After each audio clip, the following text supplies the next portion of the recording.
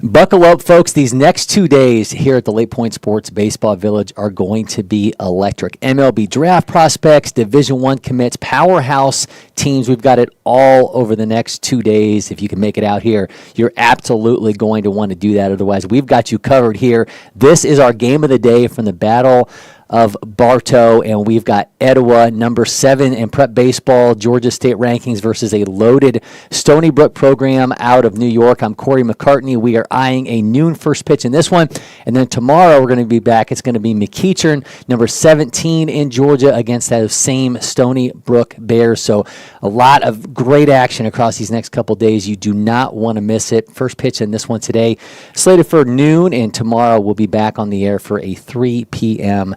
game. I'm expected to be joined today by our own Jack McCartney, as well as Alabama commit Chub Jones Jr. from McEachern, Texas Tech commit Luke Donaldson from River Ridge. So just an exciting day for us here as we bring you this matchup between Etowah and Stony Brook. We just wrapped up the second week of the spring break experience here at LakePoint Sports. We had teams from Illinois, Ohio, South Carolina, and Tennessee here on campus. I got to catch up with Marysville's Mason Springs, just an absolutely electric two-way talent. This 2026 has a gigantic personality, and spent some time with me here in studio. In studio with Maryville's Mason Springs, Ohio's 9th-ranked shortstop in the class of 2026. Mason, man, I appreciate the time. Thank you. Thank you for bringing me on. You're welcome. It's a loaded two-way game, but first, man, I want to talk about that speed running a ridiculous 6.54 in the 60, 21.6 miles an hour. Can you remember, like, the first time in game when you're like, this speed is just different? Man, growing up, I just always been fast. You've always been fast. I've always been fast. I think maybe last year I started to realize it, a little bit, where that could be a factor where I separate myself from other guys. But I think maybe the first time I actually realized it was probably around 14U, that type of area, because I stole a lot of bags. I was like, okay, maybe I got some here, and so. I think that was my eye opener was that year, because I stole a lot of bags without even realizing it. I was just playing the game, having fun, and yeah. How much of a sliver do you need to turn a single into a double into a triple?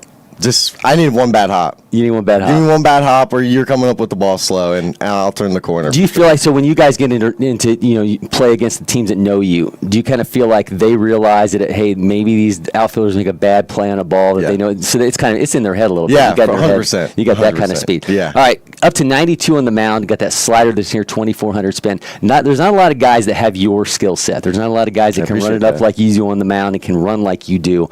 What's been the biggest area of growth, do you think, for pitching-wise going into the senior year? Being more of a pitcher. Just growing up, I kind of, like you said, imitate my favorite pitchers, Pedro Martinez, things of that nature. And so I would just go up on the mound and just throw. Obviously at the end of the day, you're trying to compete, but I would just throw. I didn't really have the knowledge of how to pitch. I would just go out there, okay, I'll just try to beat you with a fastball, and then when it's 0-2, throw whatever. But then, as maturing into the person I am today, you have to realize, okay, if this guy makes this certain type of swing on like a changeup or a fastball, then that'll give you an indicator of what to move on next. So I kind of take it pitch by pitch and not really as a full AB, what am I going to do? I like to see what the batter does and then make my decision based on that. You're playing off tendencies, right. Tendencies, and seeing what you can do off of that. So obviously uncommitted right now. If there's any coaches that are out there that need a sales pitch on Mason Springs as a player, what are they getting from you to bring to their squad? I think I'm a plug-and-play type of guy. I think that I have the ability to turn doubles into triples or singles into doubles or, triples into inside the park home runs. You know what I mean? I think I do have a lot of sneaky pop. Being my stature, I think a whole lot of guys kind of overlook me just because, I'm not 6'4", 225. You know what I mean? And nothing against that, but just I think that was kind of an overlooked part of my game. That I can get those, singles turned into doubles for you, but I can also leave the yard, a few times a year. But at the end of the day, I'm a great teammate. I'm not trying to, give myself a big head or anything, but I pride myself on if I'm down, I have to lift someone else up because I play a huge role in trying to uplift my guys, so then they can go into their at bat having confidence. One thing I love to do is put guys on the spot. So we're going to play a little random questions. Okay. All right, Mason, the way this is going to work is we got 3 random questions that correlate with 3 numbers 1 through 100 on our random questions board. So number 95, 73, and 79 are your numbers. Number 95, favorite emoji to describe your game? These are random. They are random. Yeah. I wasn't expecting that. So there's the flex, there's the explosion. Right. Like, what is it? Isn't there a TNT one? I think that's, yeah. I like the TNT one. Okay, I like that. I like the TNT good. one. Explosive. All right, that's good. All right, Yeah. number 73. What cartoon character would dominate your position? So you can either pick out in the field or on the mound. Man, a cartoon character. Roadrunner. Roadrunner? Roadrunner. Oh, yeah, Looney that's a Tunes. really good pick. Looney Tunes. All right, Yeah. this one's really good for Yeah. you. Number 79. What's the fastest animal you think you could beat in a race? Fast, man, there's some fast animals. Yeah, There's some really fast animals. Man, a fast animal. I was going to say deer, but deers are quick. Yeah. Deers are really quick. Bears are quick, too. Yeah. Bears are fast. Yeah. Sneaky fast, yeah. Especially them being like a ton. Yeah. And they're fast. Dogs are quick. It's like, you know, Okay, like every. not all dogs, though, so maybe. Not all, right. Not all dogs. I'm going to go with a pit bull. A pit bull. A pit bull. Just because they have so much weight. Yeah, you know, yeah. They don't have the levers. Yeah, and you you know what would I mean? probably be chasing you. You probably wouldn't be like lined up racing and Right. pit bulls coming after you. Yeah, so, the adrenaline be pumped. Yeah, absolutely. All right, Mason, man, I appreciate it. I appreciate yeah, you. great job. Best of luck this year. Thank you.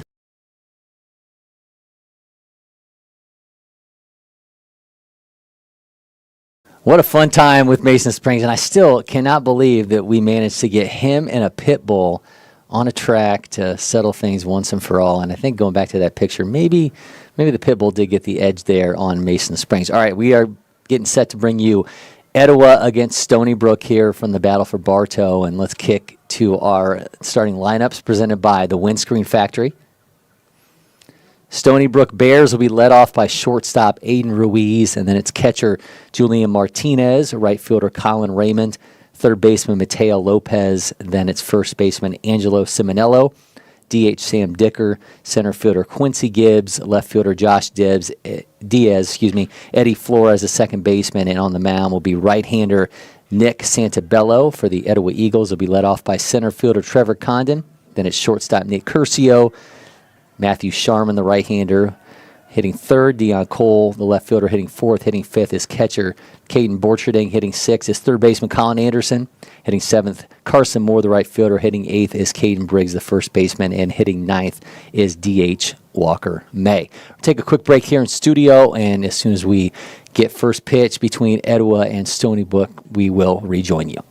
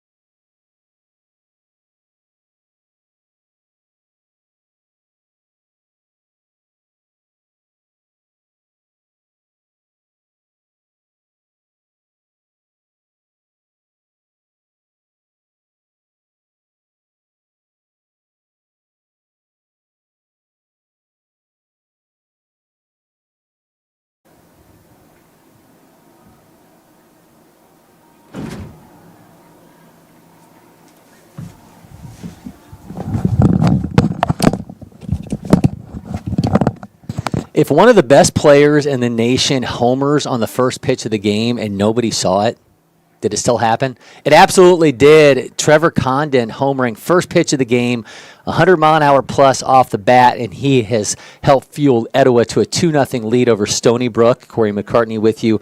That was followed by a run-scoring double from Matthew Sharman, who's now on the mound, in a really great matchup against Aiden Ruiz, Vanderbilt signee and one of the top shortstops in the nation for Stony Brook.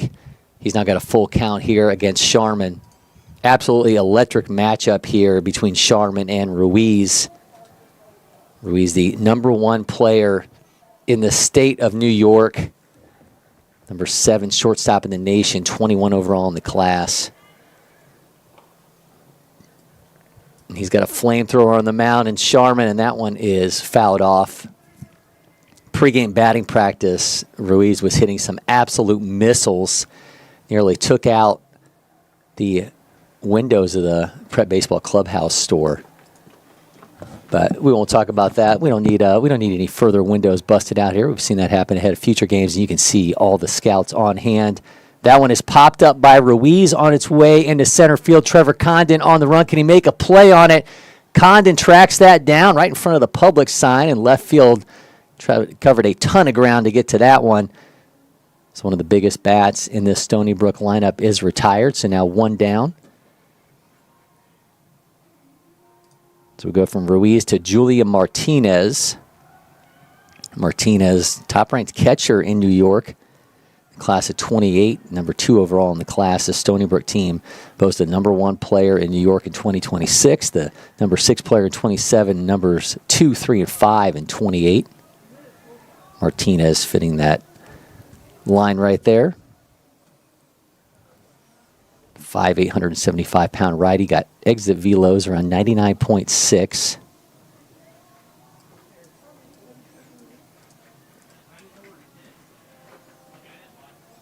Seeing Sharman work the Georgia signee. Got a 1-1 count. Gets away from Borcherding as catcher. The defense behind Sharman. He's got Borcherding behind the plate. Caden Briggs playing first base. At second base,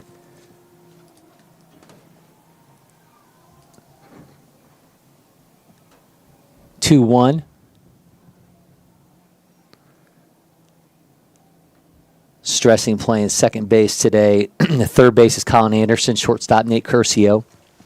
Outfield goes Deion Cole in left, Condon in center, and Carson Moore in right field. Count's now full here. Sharman, the Prep Baseball All-American in 2024. Goes the payoff pitch to Martinez. He rips that down the left side. Anderson throws, gets him. Nice display of the powerful arm there. Colin Anderson now 2 down.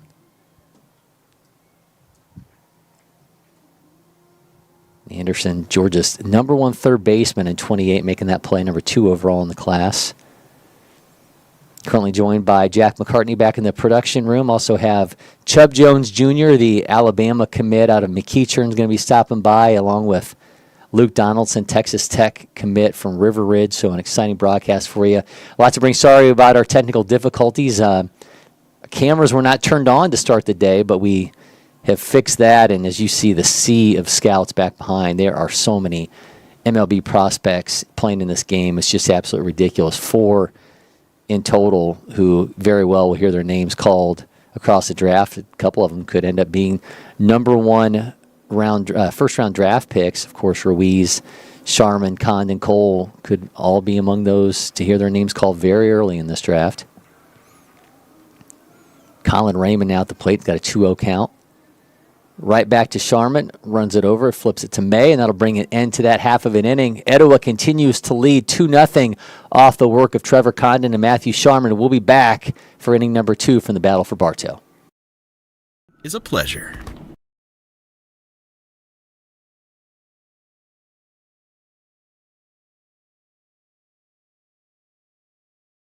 This is our brand.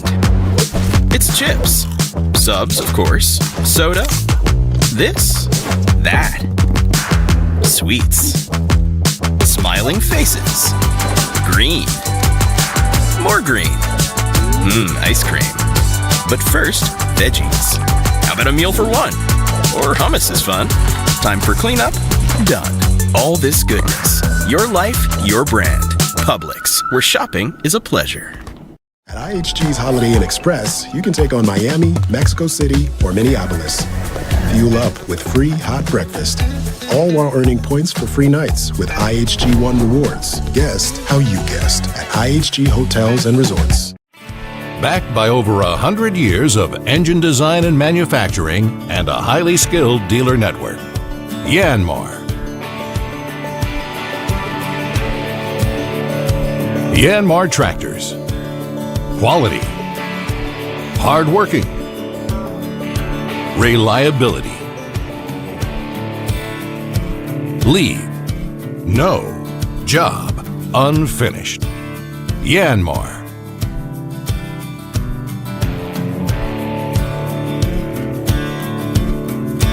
Visit us at www.yanmartractor.com or see your local dealer.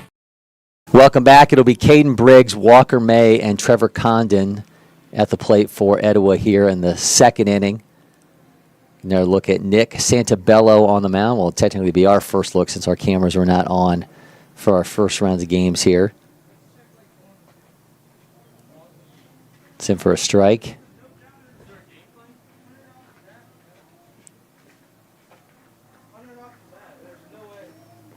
Santabello, 6th-ranked right-handed pitcher in New York in 27, 10th overall. He was a future gamer this past summer. That one's flipped foul by Briggs.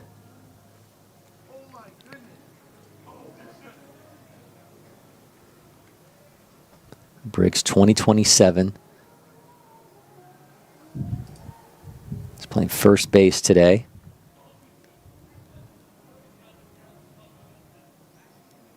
Comes the 1-1 from Santabello. One skips in front of his catcher Martinez, makes it 2-1. Jack, you were out there a couple minutes ago, and there are we had Sean Rooney from the Kansas City Royals stop by for a pregame interview that we'll share on our social channels. But the amount of scouts at this kind of feels a little future games-esque. That one is ripped by Briggs. That's one on its way into the outfield, and where it went, nobody knows, as our camera didn't cut in time, but it is caught in center field. That was into the glove of Quincy Gibbs for out number 1. But a ridiculous amount of scouts down there, Jack, to watch this action. Yeah, I mean, it's hard to walk down there. You got a sea of photographers and videographers as well who trying to get a little bit of piece of the action, and just so many scouts. And the thing is with MLB scouts, is you never know who they're affiliated with. They don't ever wear any logos. Yeah, sometimes every once in a while they do. I did see a guy from the Diamondbacks walking around in a D-backs quarter zip. But is he trying to trick you? No, there you go. Walker May now steps in. It's in for a strike from Santabello. May, the 36th ranked catcher in Georgia in 27, 221 overall. Preseason All-State, going to be at Top Prospects in June, by the way. Got to be a tough life, though, when you're a highly ranked catcher on this Etowah team, and you know you got Caden Borcherding behind the plate, the Clemson commit, the number 1 player in Georgia in 2007. He's the number 2 catcher in the nation in that class. So playing time a little harder to come by when you got a guy like Borcherding in front of you. But May, DH today, certainly making his impact. He skies that one. First base on the run, camps underneath it. Can he make the play? He, in fact, did. Caught in foul territory there by Angelo Simonello for out number 2, and that'll bring Trevor Condon to the plate once again. His typical hop, skip, and jump into the box. Condon homered on the first pitch of the game off of Santabello, and you'll have to take my word for it. Our cameras were not on at the time. Condon, the Tennessee signee, Prep Baseball All-American, 2025 LakePoint Baseball Player of the Year. And now for the first time today, he'll see pitch number 2. Says number 35 on Prep Baseball's draft board.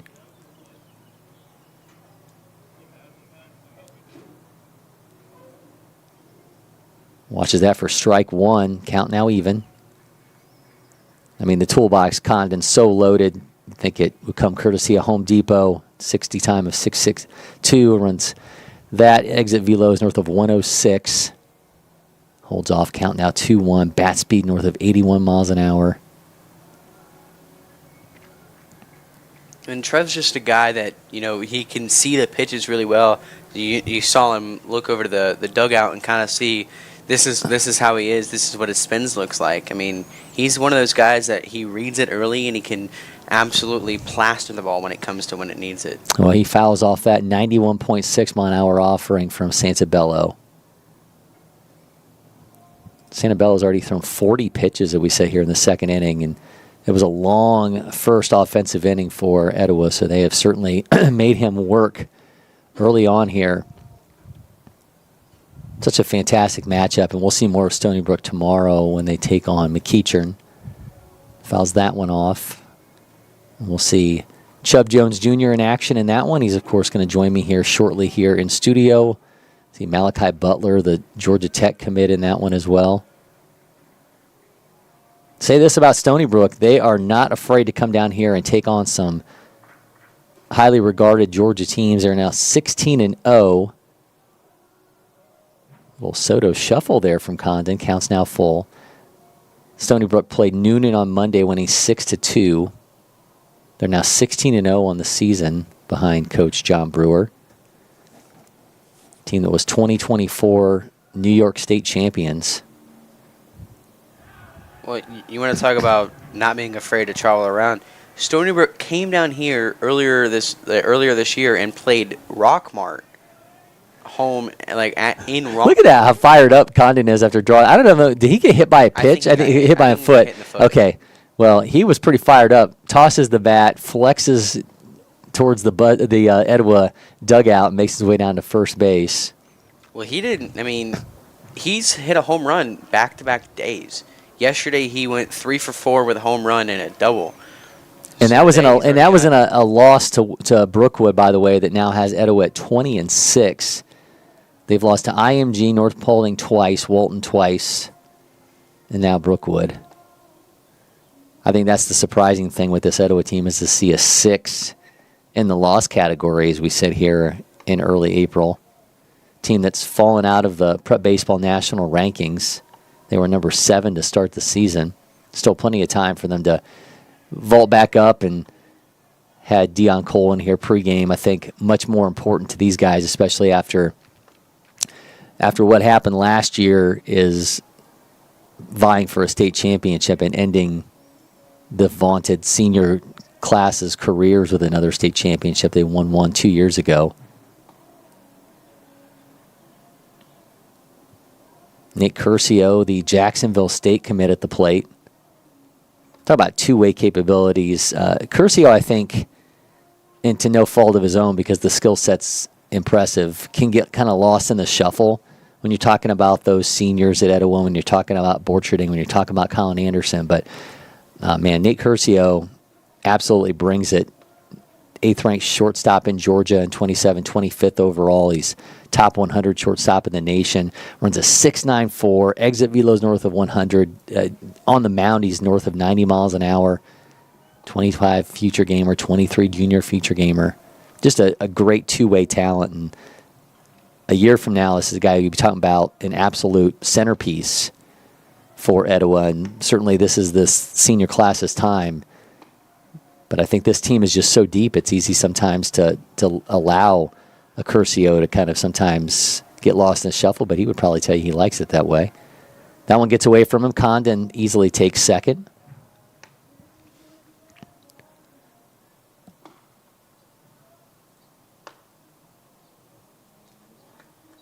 Sorry about that. More pixels than a 1980s video game. Counts now 2-0 here to Curcio.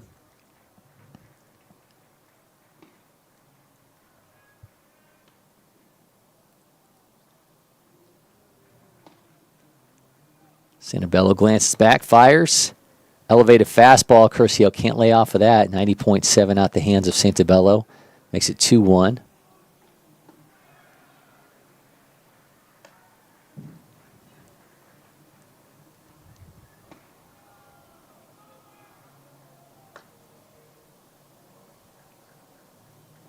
Ooh, that one nearly hit Curcio. Glances out of the way. Counts now 3-1. The pitch count is rising for Santabello. Next one will be number 48 for him.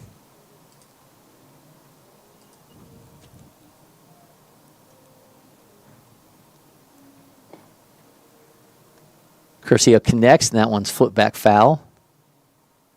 Count will be full. So back-to-back batters here with full counts against Santabello.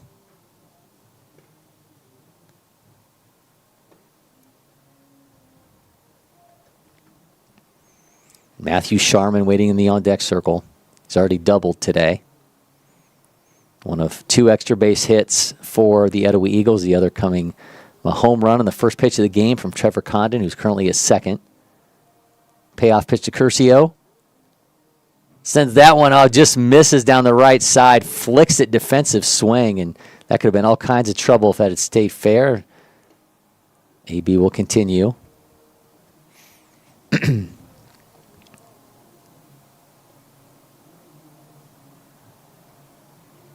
What an awesome opportunity we have, though, Jack, over this couple days here with the battle for Bartow. One of the few occasions that we get some high-profile high school games at this point of the year. And Santabello gets Curcio down on strikes, and that's going to bring an end to the half of the inning. But we got plenty more to talk about when we come back. You are watching the battle for Bartow. Etowah leads 2-0 over Stony Brook.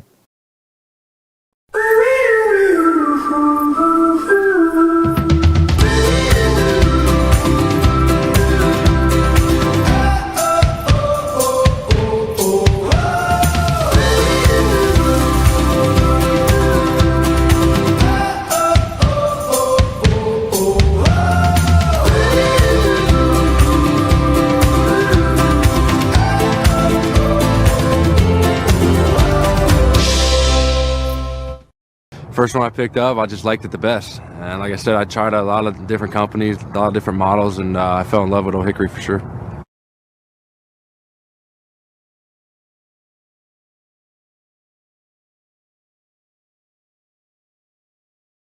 At IHG's Holiday Inn Express, you can take on Miami, Mexico City, or Minneapolis. Fuel up with free hot breakfast, all while earning points for free nights with IHG One Rewards. Guest how you guessed at IHG Hotels and Resorts.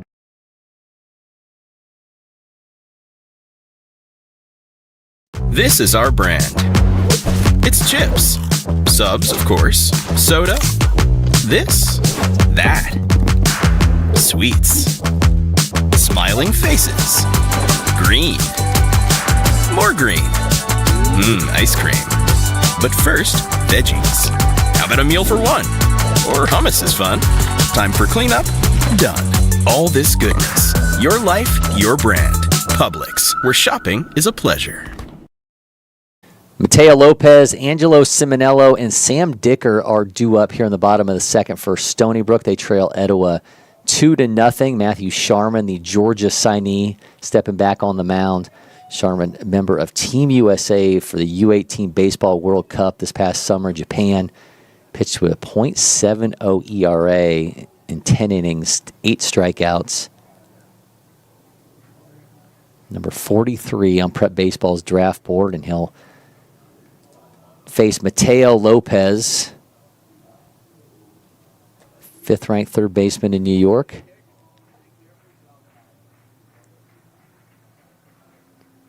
First pitch from Sharman, right down the middle, 89.7. Sharman's fastball tops out at 95. He's got 2,600-plus spin on that pitch. Changeup, 80-83. Curveball, 76-78, and a slider that sits 80-82.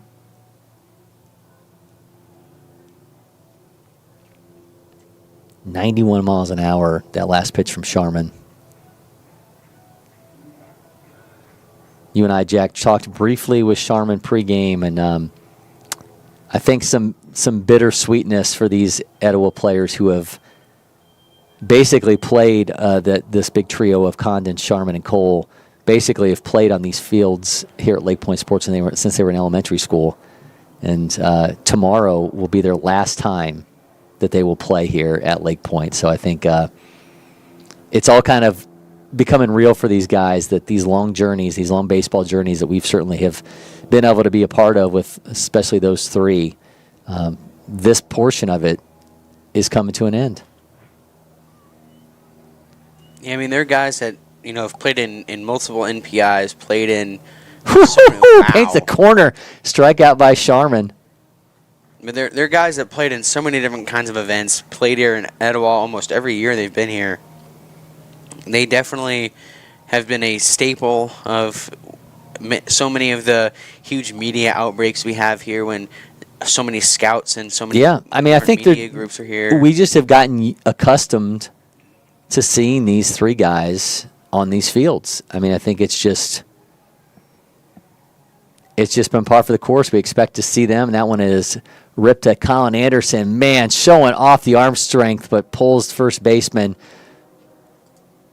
Caden Briggs off the bag. So Cimarello is going to be aboard. I'm going to bring up Sam Dicker, the DH. And some ridiculous arm strength from Anderson, but unable to glove that for the out. Anderson with a near 90-mile-an-hour infield velo. But, yeah, I mean, we just have gotten to the point to go back to our conversation with these three players. They're here, right? Who's contemplating for the summer? When are we going to see Sharman? When's Cole coming through for smart tents? And, we just have gotten used to seeing these guys here. And this will be our last little go-around with them. And obviously hoping for the best for all three of them and whatever comes next, whether they're on a college campus next fall or in an MLB team's line up at the minor league level. Dicker rips that 100 off his bat. Dicker on his way into second. Runner going to take off for third. Headed all the way home. Cimarello's going to score. Sam Dicker's got an RBI double. Pumps his fist at the Stony Brook dugout. They are on the board, and that was a missile off the bat of Sam Dicker. Man, just absolutely roped that 8th-ranked right-handed pitcher in New York, showing off the ability there at the plate. 2023 junior feature gamer coming through with the RBI double. Yeah, that was perfectly hit between the two outfielders, right in that gap. Went right to the wall, and it was a great job base running wise. He was going. He wasn't stopping. He wasn't stopping at all for anyone. Say hello now to Quincy Gibbs at the plate with another runner in scoring position. Gibbs, 6th-ranked righty in New York in 28, 15th overall in the class. So getting to Sharman here early. Cut the lead in half. First pitch, flip back foul.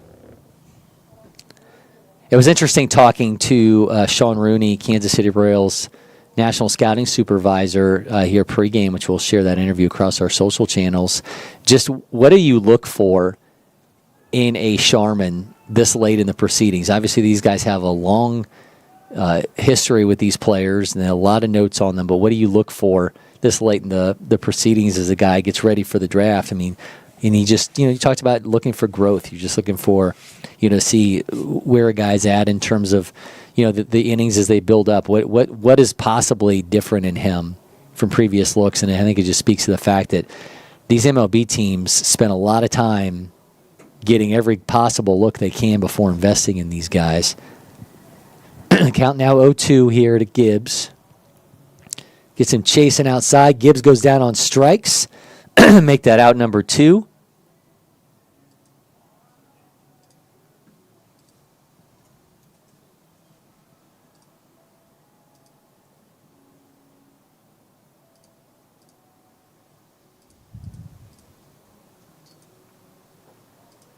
Go from Gibbs to Josh Diaz with 2 down. Runner in second in the form of Dicker. The lead is 2-1 Etowah.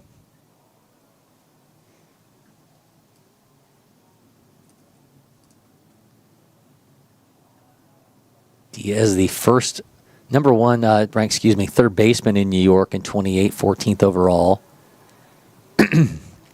Excuse me, pollen's starting to creep up on me again here. That's a strike out of the hands of Sharman. Should Diaz get aboard, it'll be Eddie Flores, the second baseman.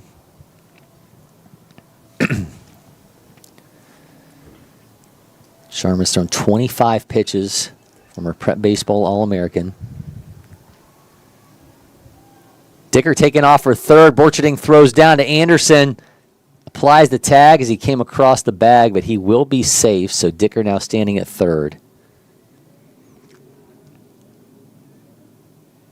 Tying run 90 feet away now for Stony Brook.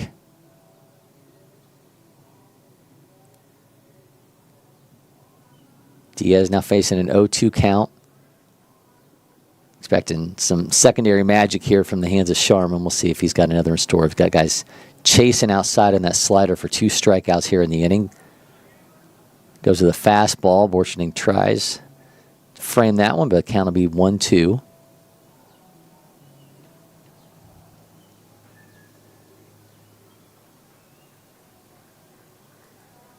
Sharman goes outside, was able to get 2 guys to bite on that same pitch for strikeouts, but not Diaz. Counts now even at 2-2.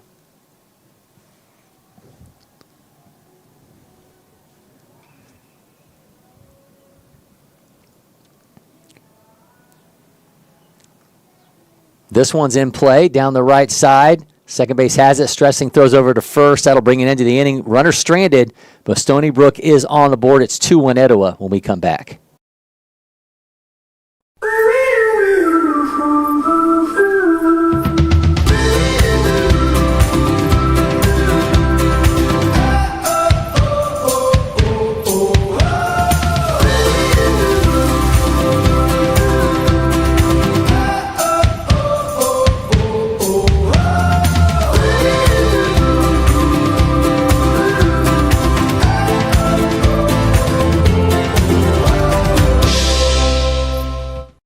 First one I picked up, I just liked it the best. And like I said, I tried a lot of different companies, a lot of different models, and I fell in love with Old Hickory for sure.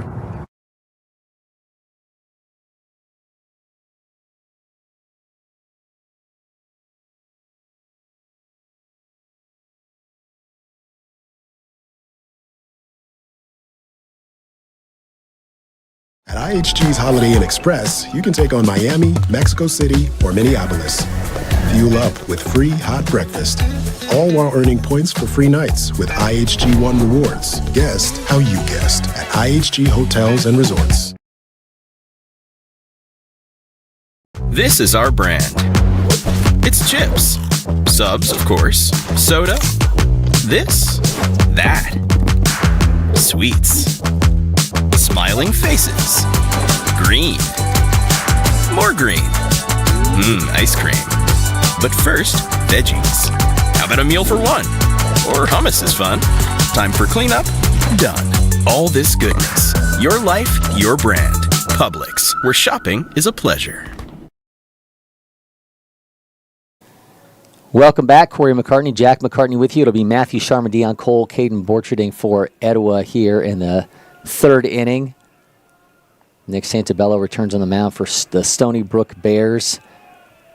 Sharman doubled in his first AB.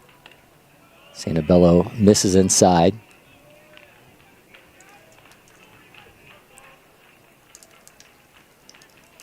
Sharman has certainly made his name for himself on the mound, where he is one of the top pitching prospects in the nation. He skies that 93.2 off his bat. And watching the umpire, because our camera did not track that. Looks like he, in fact, is going to continue his AB. Here is Cole giving Sharman the bat, and AB will continue as that one goes foul. Counts now 1-1. But Sharman certainly made his name for himself on the mound, but he is no slouch whatsoever at the plate. An absolute two-way monster here at the prep level. Exit velos ticking towards triple digits. And that one, of course, you thought was 93.2 off his bat. Counts now 1-1. Strike from Santabello, the outside corner, makes it 1-2.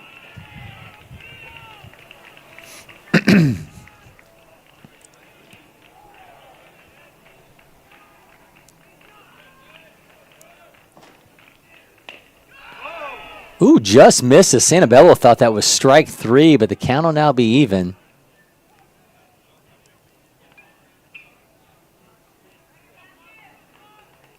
Looked good from here, and certainly Santabello agreed.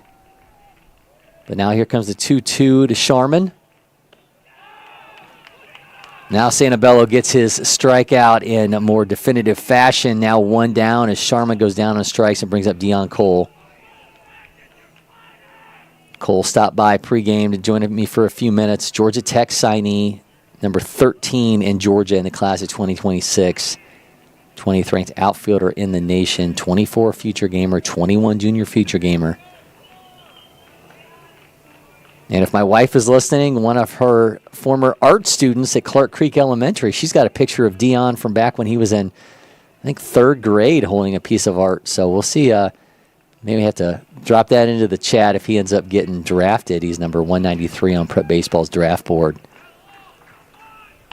Maybe we could use that photo for the draft graphic. There you go. I'm sure Deion would love that. But man, it's been a joy to watch him progress. He was a guy that came into the high school scene with a lot of expectations. He and I looked back at an old interview that we did together. Had probably an entire stick of eye black on his face, and a guy that has always played with a lot of energy. I think he's kind of found himself over these past couple years, and from a maturity standpoint, but still bringing a lot of energy in his game. And I know if he winds up in the flats, Georgia Tech going to be really excited to have him. Comes the 1-2. Oh, just misses in the outside corner. Santabello trying to live out there against these talented Etowah hitters. Hasn't been able to get that call in his favor, though. He's now got a 2-2 here to Cole.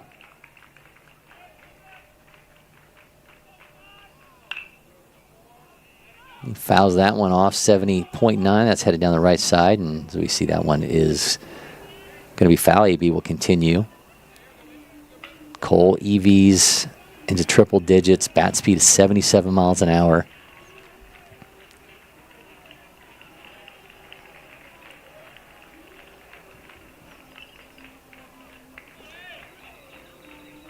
Santabello on the 2-2. Another foul. 61 pitches so far here in the 3rd inning.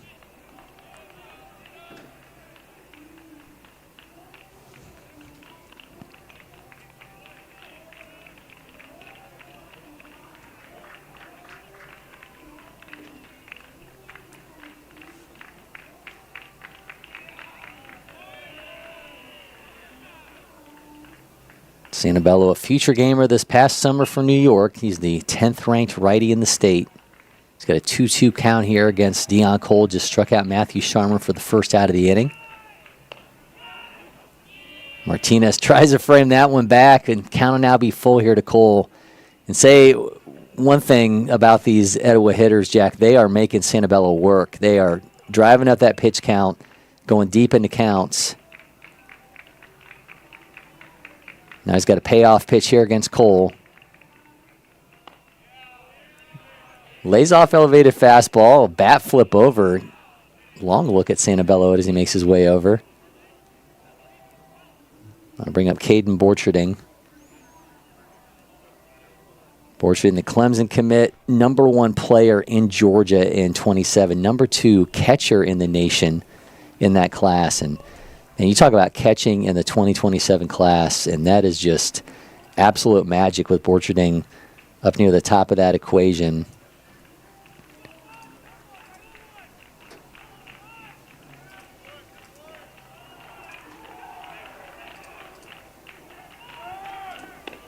Cole taking off, showing off the speed. He's in there at second. Did Martinez get him? Nope, the throw's late. Cole's safe.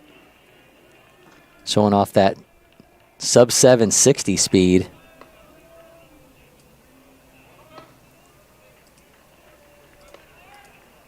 But Broder Katke, Prep Baseball All-American, is the number 1 catcher in the nation at 27, with Borcherding right behind him. Connor Balazic from Creekside in Florida, number 3, and just a talented catching group here in the 27s. Well, and I also think that at one point it was also Will Brick in there, too. Yeah, Will Brick reclassing, so he's now a 2026. But yeah, good point, Jack. I mean, catching is a big-time commodity, certainly for these major league teams to go in and get and develop these young guys. We're seeing some really talented ones now at the prep level. 1-1 count here to Borcherding. Exit velos north of 102 miles an hour. Bat speed is 78.5. And he has a 187 pop time with 80 mile an hour catcher velo. That's strike 2 from Santabello. You know, I think if you're a scout here, I mean, Santabello at 27, but I think you're learning a lot about this New York right-hander here facing off against this lineup. How do you navigate? How do you kind of navigate one of the better prep lineups you're going to see on any team in the nation? He's now got a 2-2 count here against Borcherding. Next pitch will be number 68. Etowah scoring twice in the first inning off of a home run from Condon, double from Sharman. Sam Dicker coming through with an RBI double for Stony Brook in the second inning.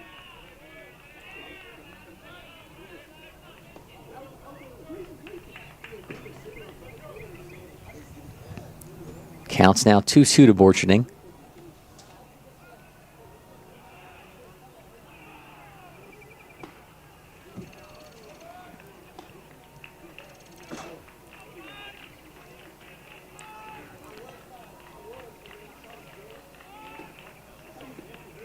Misses low, and this will be the third straight full count here in the inning for Santabello.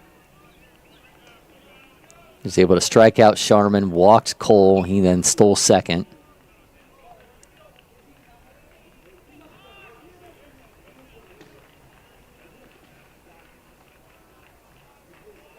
Plate discipline been on display here from Etowah here early on against the New York righty. Comes payoff pitch. Another walk, so 2 walks now in the inning for Santabello, walking Borcherding and Cole. Going to bring up Colin Anderson. Colin Anderson, Georgia's number 2 player in 2028, number 5 in the nation in the class. Well, you want to talk about a guy that can do well in big moments. Last year, his freshman year, he came down here, faced this Stony Brook team, and hit a no-doubter grand slam over the scoreboard that ended up hitting a huge bubble that was at one point in left field, and absolutely destroyed the ball. There are so many different scouts, including Pro Baseball Georgia's Ian Smith, who says he is just a physical specimen. He creates advanced bat lag and zone with like immense impact in the barrel. He just has such a smooth swing, and he's the perfect guy that you would want in any situation to score. Yeah, Dexter McLeon Jr. is and has been the number 1 player in Georgia in the class of 2028, and he is obviously an otherworldly talent. But I don't know if anyone will be surprised if in 2 years we're talking about Colin Anderson challenging him to be the number 1 player in the state of Georgia. I don't think it's as a clearly definitive line between McLeon and Anderson, and Anderson certainly a lot of room to grow, and a guy that the more he handles big moments like this is only going to elevate his stock in scouts' eyes. And he's got another big moment here. He's got runners at first and second. Opportunity to push this Etowah lead a little bit further. Stony Brook again scoring in the bottom of the second inning to cut it in half. Anderson has produced exit velos north of 105, nearly 106 miles an hour. Bat speed almost 88 miles an hour. That'll ignite the flux capacitor, by the way. And speaking of 88, that last pitch from Santabello, 88 miles an hour. So shout out Doc and Marty. Counts 2-0. We've seen 2 walks from Santabello here in the inning. Anderson skies that. It's on its way into the outfield. Cole going to tag up. Taking off. His throw comes in from center. Cole will be standing at third. So going to have runners at the corners Off the deep fly out from Anderson. So now 2 down. That'll give us Carson Moore now stepping in. So well-struck ball from Anderson. Allows the runner to advance 90 feet.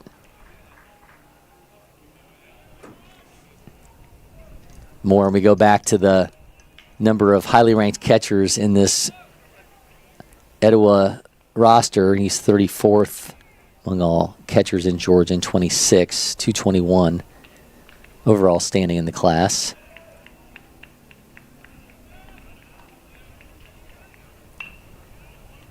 Already 72 pitches from Santabello.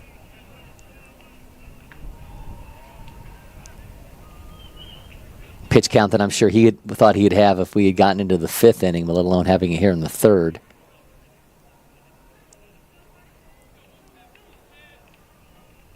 All right, Moore with an opportunity to cash in with Cole at 3rd, Borcherding's at 1st, although I'm sure Borcherding, the catcher, was replaced by a courtesy runner. We just didn't see it on camera.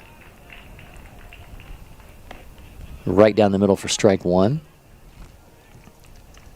Actually, Dyson Sparks replaced Borcherding at 1st as the courtesy runner, so Borcherding to get his catcher gear on for the bottom of the inning. Well, I know there's no time limit in high school games, but so far this is the top of the 3rd inning, and they. Oh, that's a rocket! 93.1 off the bat of Moore, and that one is going to be back all the way to the wall and is caught for the out. Man, an absolute rocket off the bat of Carson Moore, and I had to take a second there to see if he actually did catch that. And so caught in left field. Great job by Josh Diaz. Well-struck ball from Moore. So back-to-back well-hit balls from Anderson and Moore. But Etowah, with nothing to show for it, they strand 2, but they lead 2-1 when we come back from LakePoint Sports.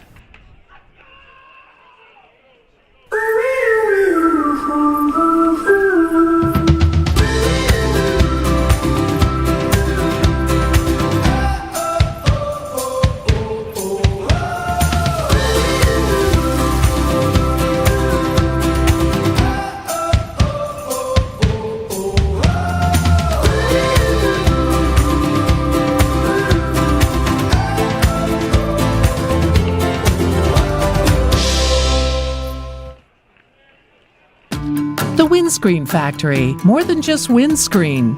We're a full-service sports facility contractor.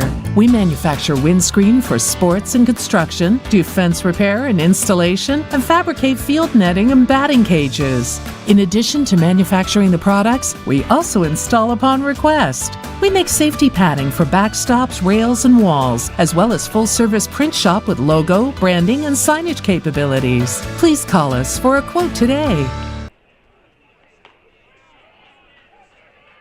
At IHG's Holiday Inn Express, you can take on Miami, Mexico City, or Minneapolis. Fuel up with free hot breakfast, all while earning points for free nights with IHG One Rewards. Guest how you guessed at IHG Hotels and Resorts.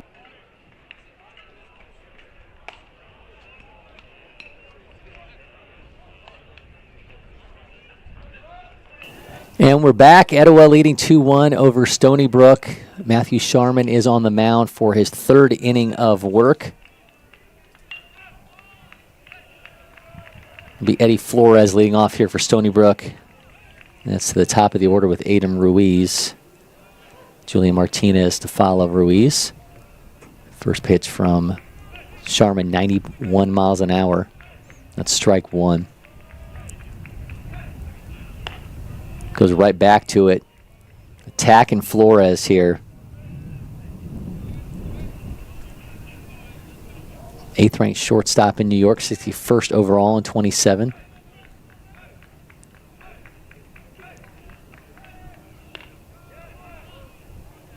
Goes to a part of the plate that Santabello's been trying to live on too, but nobody home as they just can't get that call on the outside on that.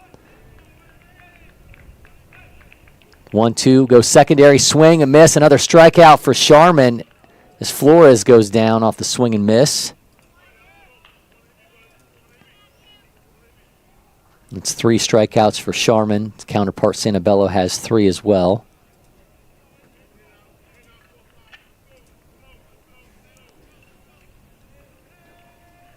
Back to leadoff hitter Aiden Ruiz. Had a long battle with Sharman in his first trip to the plate. Ruiz switch hitting shortstop. Love the MLB.com breakdown on him as a draft prospect. Arguably the best defensive shortstop in the class. Elite defender with a plus arm and range, great hands, outstanding footwork, future gold glove caliber defense. Man, praise gets no higher for Aiden Ruiz. He's got a 2-0 count here against Sharman. That's a strike. Number 39, Ruiz is, by the way, on Prep Baseball's draft board. Vanderbilt signee.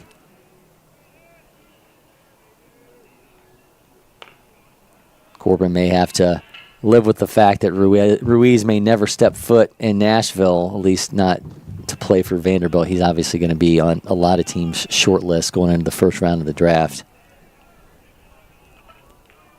Hard to not want a switch-hitting shortstop with the kind of pedigree, talking about gold glove caliber defense. Count is now full. See who wins this battle. Sharman on the mound, Ruiz at the plate.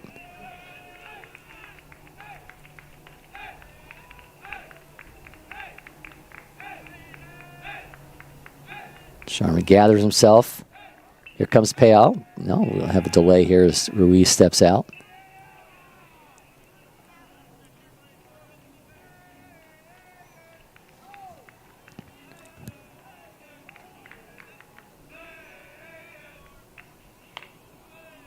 And Ruiz with the leadoff walk as Sharman just misses. He's just making sure he did call that as ball 4. Borderline pitch, so he'll make his way down to first.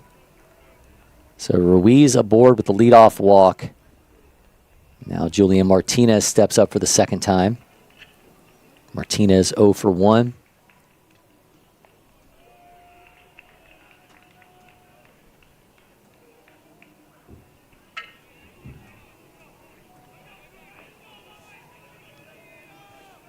Second-ranked player in New York in 28.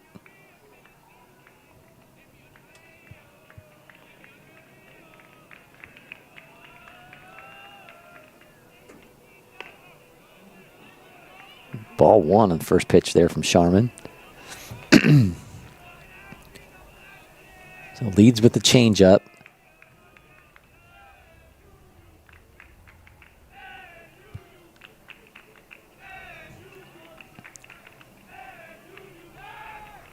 Sharman, quick move over to first, keep Ruiz in check. Ruiz can move.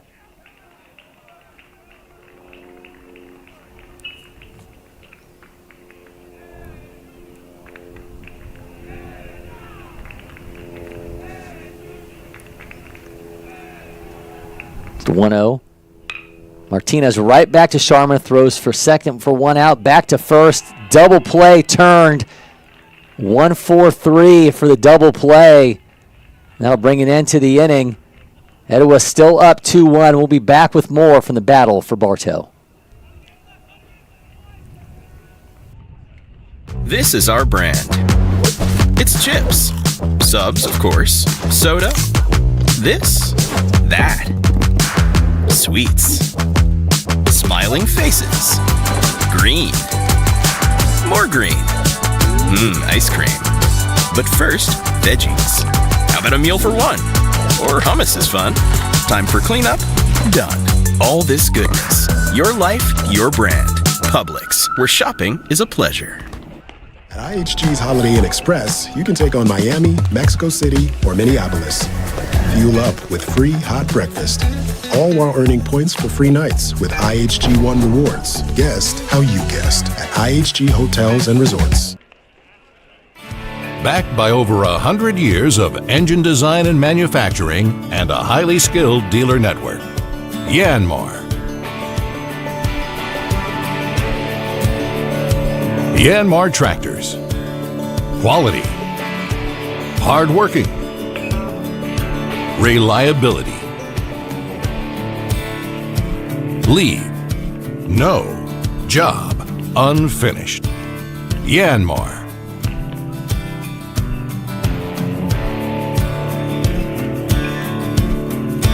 Visit us at www.yanmartractor.com or see your local dealer for details.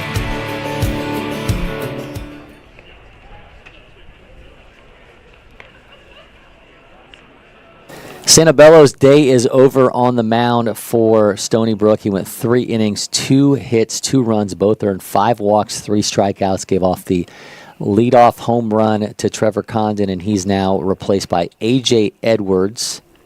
2028 fastball around 81, changeup 68 to 72 miles an hour, and he'll be facing Caden Briggs, Walker May, and Trevor Condon here in the 4th inning for Etowah, which leads 2-1. Cory McCartney, Jack McCartney with you here as our coverage of the battle for Bartow continues, awaiting the arrival of Chub Jones Jr., the Alabama commit from McEachern. They had a travel situation, he said, on his way up here, so I'm sure we'll get some travel calamity stories from Chub Jones Jr. when he steps in the studio with me. River Ridge's Luke Donaldson also expected to stop by.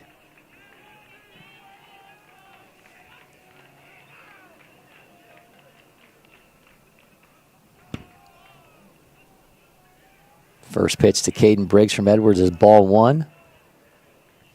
Briggs, first baseman, 2027.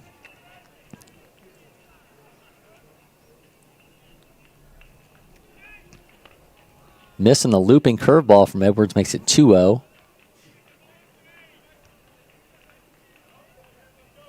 Still searching for his first strike since coming in and to replace Santabello. He won't get it there. Counts now 3-0.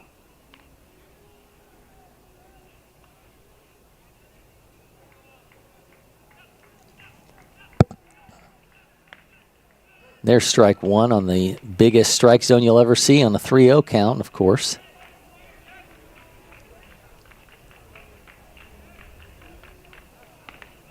Goes right back to the spot, but that time doesn't play in his favor, so a leadoff walk here to Briggs will bring up Walker May. It's always amazing the call you can get on a 3-0, you go right back to it on 3-1, and doors closed.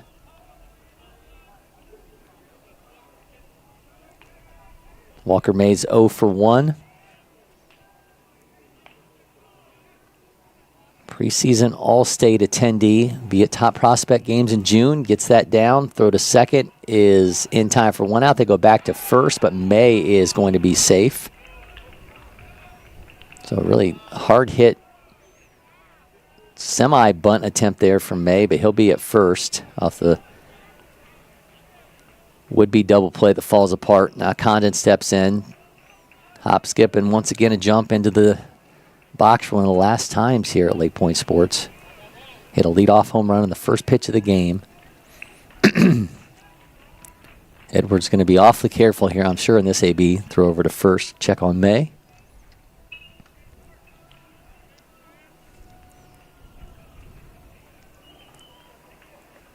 Condon, Prep Baseball All-American back in September. Capped his 25 as LakePoint's Baseball Player of the Year.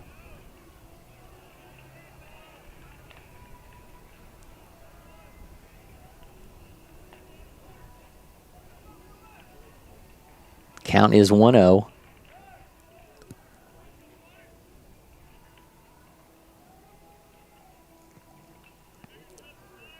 Condon, Tennessee signee, and just, you know, Josh Elander and the Vols would love to have the energy that Condon can supply in Knoxville.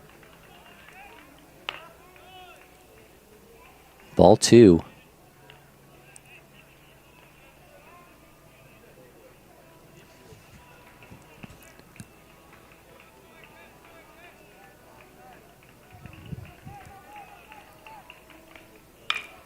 Condon sends that down the left side, 89.2 off his bat. That one all the way to the warning track. May will retreat.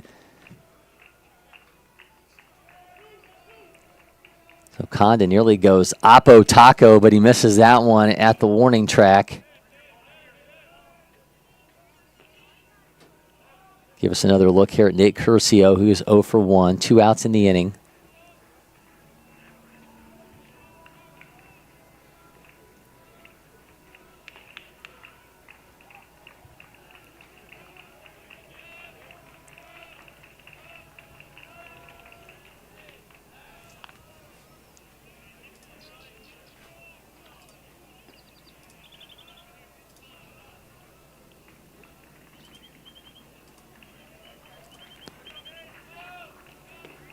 That's a strike to Curcio. Should he get aboard, it'll be Matthew Sharman's third trip to the plate.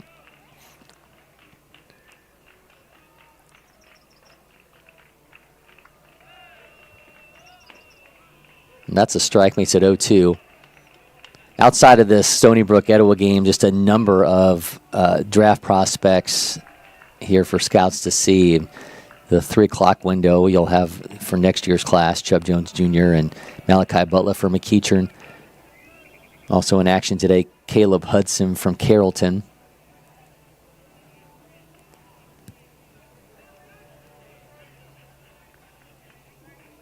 So plenty of baseball today, and if you're able to join us tomorrow, again, we'll have a broadcast at 3 o'clock between McEachern and Stony Brook. But Etowah will be in action tomorrow at noon. We'll be taking on Carrollton, Cherokee. Sequoia will be tomorrow at noon as well. Newton and Dutchtown, Mount Perrin and Stony Brook. Then 3 o'clock along with McEachern and Stony Brook is St. Pius and Newton, Dutchtown, and Raven Gap. Dribbler. Second base tries to cut it off. Curcio, though, too fast. Runners now at first and second. Curcio showing off the speed, able to leg that out. Certainly a difficult play, second base with a runner cutting in front. Unable to get to that ball in time, so Curcio is aboard via the infield hit, and that'll bring up Sharman now with 2 on and 2 down. Also have Jackson County and Locust Grove tomorrow in action. The 3 o'clock window, 6 o'clock will be Jackson County and Raven Gap. 3:30 Webb School and Villa Rica also squeezing that one in tomorrow.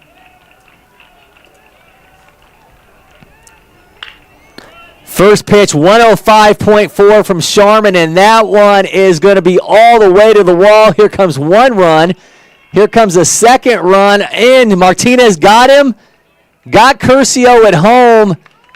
Man, a really well-hit ball from Sharman, but a little bit too aggressive on the base pass was Curcio. Brings it into the inning, but Etowah did get 1, so it'll be 3-1 as we move along. 105.4, Sharman left stranded. Did get 1 RBI, though. We'll be back with more from LakePoint Sports.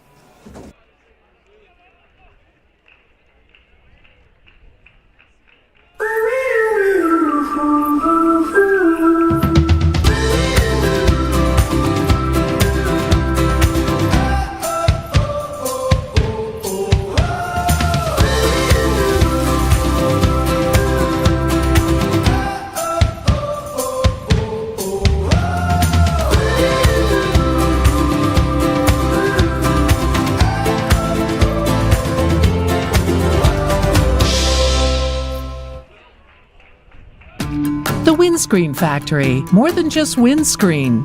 We're a full-service sports facility contractor.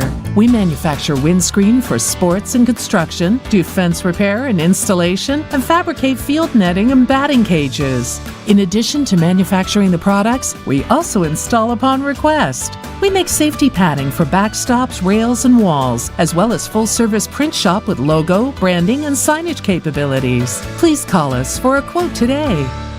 At IHG's Holiday Inn Express, you can take on Miami, Mexico City, or Minneapolis. Fuel up with free hot breakfast, all while earning points for free nights with IHG One Rewards. Guest how you guessed at IHG Hotels and Resorts.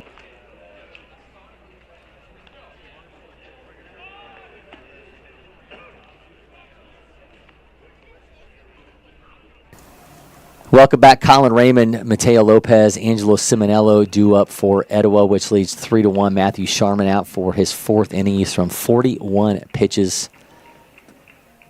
A nice day for Sharman at the plate so far. Got 2 doubles, 2 RBI, and 3 strikeouts. Showing the two-way game here, the Georgia signee.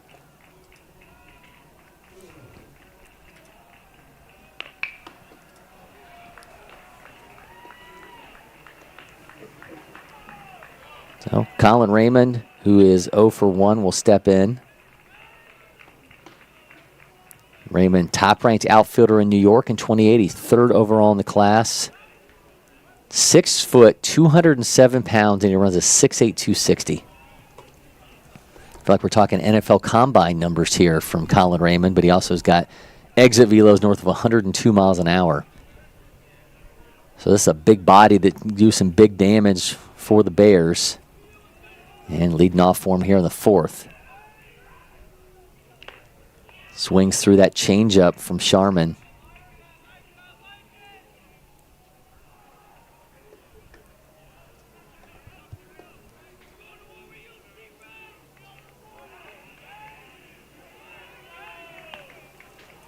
Misses outside, counts now even at 1-1.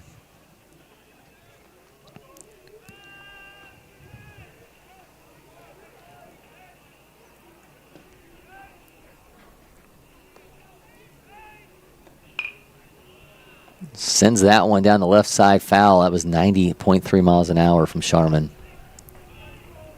Counts 1-2.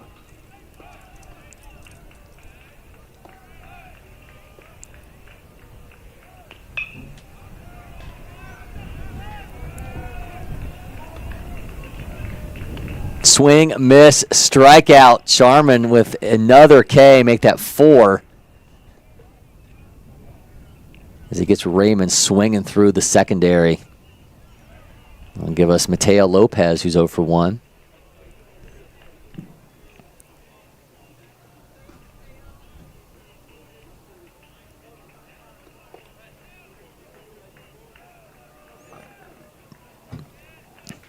Final time pitching on these fields been a treat so far watching Sharman.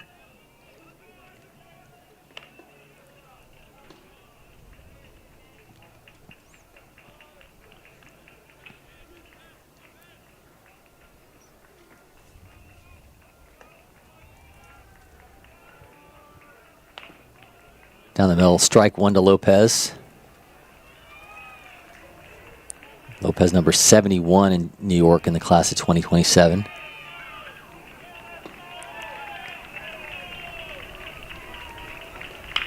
Got a hold of this one, 93.9. That one is all the way to the wall. That's going to be caught for the out. Moore gloves that. Hard hit ball from Lopez, but that is out number 2. That's got Angelo Simonello stepping in.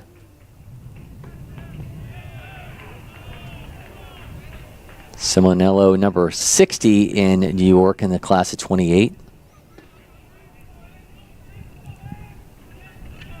He's 0 for 1.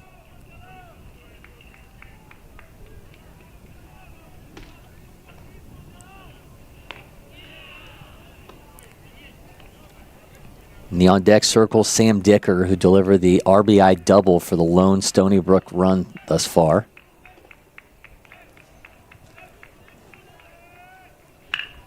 That one ripped up the middle, and that's going to drop in front of Condon for a 2-out single.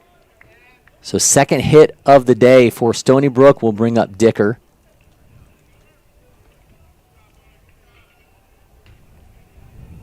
Dicker, New York's number 24 player in the class of 28, 23 junior future gamer. I think there might be a good chance that we see Sam Dicker back here at the end of the summer for this year's installment of the Future Games. A 6'3", 217-pounder. Inching toward 90 mile an hour on the mound and near triple-digit exit velos at the plate. Another big body who can do damage for Stony Brook.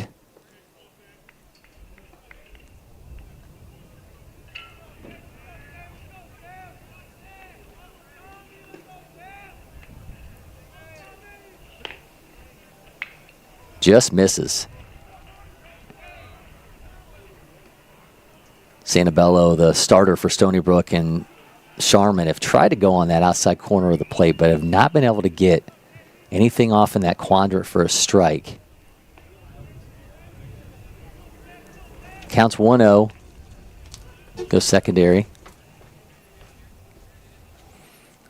Count now 1-1, 2 down, 1 on. Dicker's already hit an RBI double.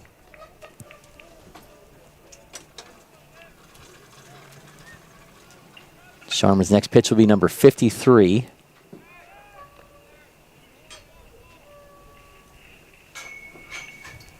I believe that is the McEachern Indians showing up now. So we'll see if we do get a visit here from Chub Jones Jr. 1-1 count here to Dicker. Pumps that down the middle for a strike at 89.9.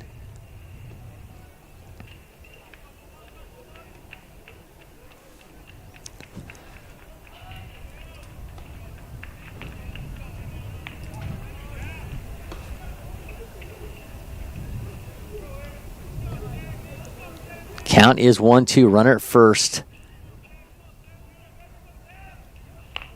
Dicker shortening up in this 2-strike count. It's now even at 2-2.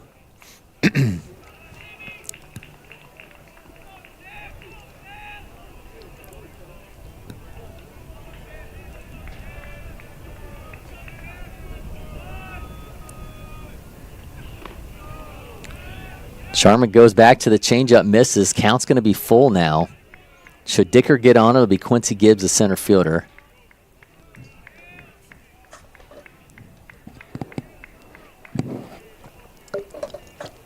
Here's payoff pitch from Sharman.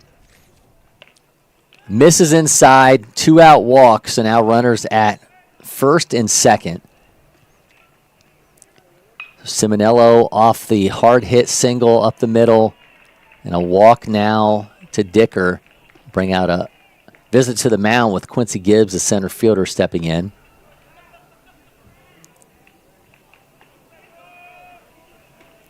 So just a regroup conversation here with Sharman. He's thrown 56 pitches so far.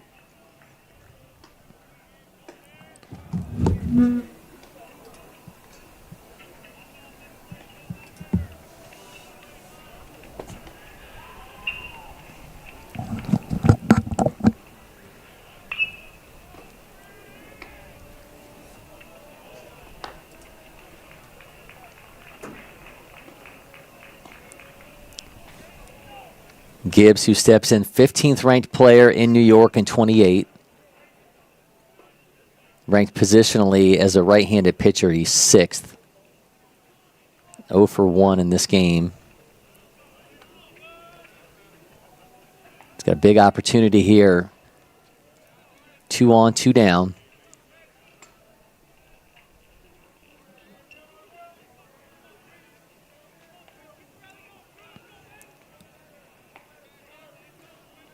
Number of scouts behind home plate has not dissipated. 4th inning of work here for Sharman. The double steals on. The throw will be held by Borcherding. Couldn't get a grip on that ball.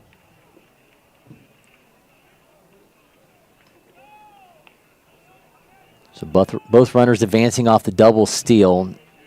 Counts now 0-1 here to Gibbs.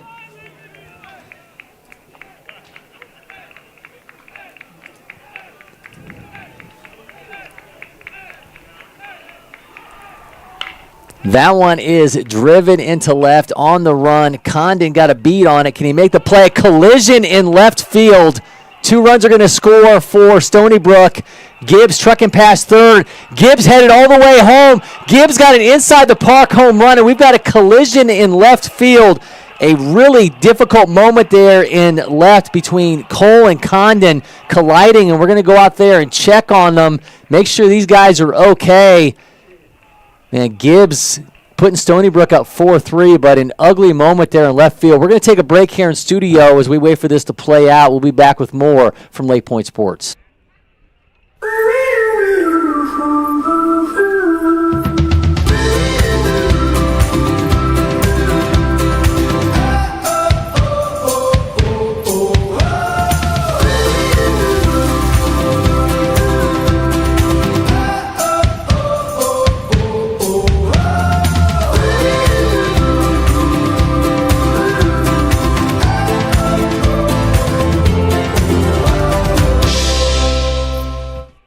First one I picked up, I just liked it the best. And like I said, I tried a lot of different companies, a lot of different models, and I fell in love with Old Hickory for sure.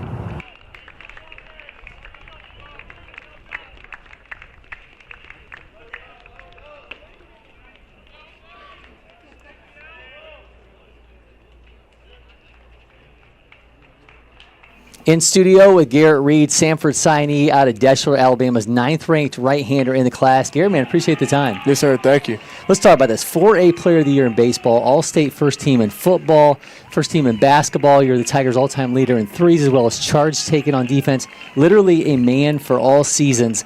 Playing it all at an excruciatingly high level. Take me inside the discipline that comes with playing 3 sports and doing so at such a high level. It's a lot. Your body gets worn out, but, you just got to stay disciplined and, you got to get a lot of rest. That's the main thing to me. And just, high school, people want to go out and do all that, and sometimes you just got to sit back, rest, and, you got to keep your eyes on what you want and what your goal is. I saw the picture of you with your basketball uniform on with the glove. I've seen sleeveless uniforms. Should we play baseball in a basketball jersey?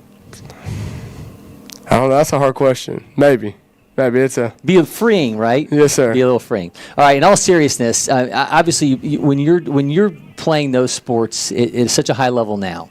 You're going to have the realization next year that it's just baseball. Have you thought about what that's going to be like when this starts to roll around to the fall or starts to roll around to the winter and you don't have football and you don't have basketball? It'll definitely be different, but, I'm just excited to see my growth from, just focusing on baseball instead of 3 sports, so I'm excited for that part of it. What was the decision then at the collegiate level? Because I'm sure you had opportunities, other sports, maybe some schools were talking about, hey, do you want to play multiple sports? What was that decision-making process like? Well, I've always been around basketball. My dad's been a head basketball coach, and I just started playing football my 9th grade year, so I was just like, I don't know. I don't really know about football. I banged up and all that, and then I think I'm a little too short for basketball for the collegiate side of it, but baseball, I love baseball and just being around it. Let's talk about the arsenal a little bit here. Prep Baseball Profile has you with a fastball into the high 80s. You got the changeup, curveball, slider, nearly 2,500 spin on that pitch. What's the best pitch, and which one are you most focused on kind of shoring up a little bit this spring before you get to Sanford? Probably my changeup. The fastball and slider are good, but if you can have a really good changeup, you can get a lot of hitters to roll over that and just, off timing. So, get the changeup going. How do you do that? Is it more about the location on it? Is it trying to kill the spin? What's the process? To me, I struggle with, trying to slow down my arm or something with the changeup. Just finishing through that and just don't slow up your arm to me. That's just what my problem is right now, my changeup. How would you describe your mentality as a pitcher? Are you a guy that is in attack mode, or are you a guy that kind of nibbles in the sides? What do you try to do? Oh, no, I'm full attack. Attack. Yeah, I'm just going to put in the zone. You can hit it and make plays, or you're going to swing and miss. I absolutely love that. We know Garrett Reed can handle himself on the diamond and the gridiron on the hardwood, but I want to know if you can handle random questions. Number 27. Would you rather play one game wearing clown shoes or oven mitts? That's a tough one. I probably have to go oven mitts. I don't think I can move around in clown shoes very good. I don't think that would work out. But you would be able to pitch with oven mitts on. If you were in the field, you might be all right. Yeah, I think they just put me in the field that game. Okay, that's probably the good play. All right, number 64. If your diet had a theme song, what would it be? God, my diet right now is not good. Last night I had Zaxby's, and I had a loaded fry, a big Zax snack, a milkshake, and then a little cheese bite. So I don't even know. So back in the day, the Michael Jackson song "Beat It" was real big, right? So they had Weird Al Yankovic would make versions of them, and he had a song called "Eat It." That would be me. Yeah, that would be me. All right, that's good. All right, number 91, last one. Have you ever been ejected from a game, or was there ever a point where you thought, if something just goes a little bit too far, I'm going to get ejected? I've never been ejected, but basketball I have had a tech. Baseball, I don't think so. Coach Cantrell, whoa.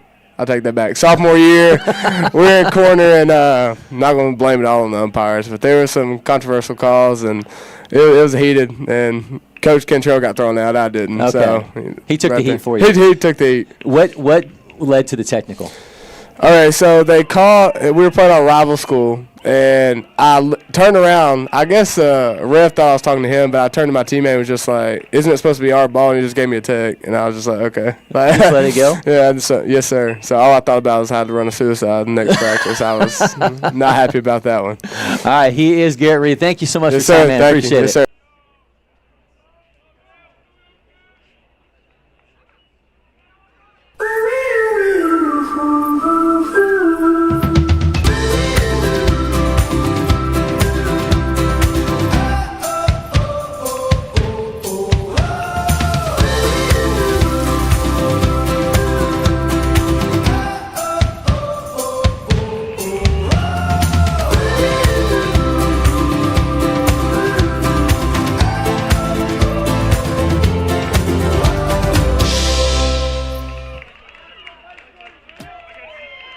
Welcome back. Cory McCartney now joined by Chub Jones Jr. from McEachern, Georgia's number 2 player in the class of 2027. Man, Chub, good to see you.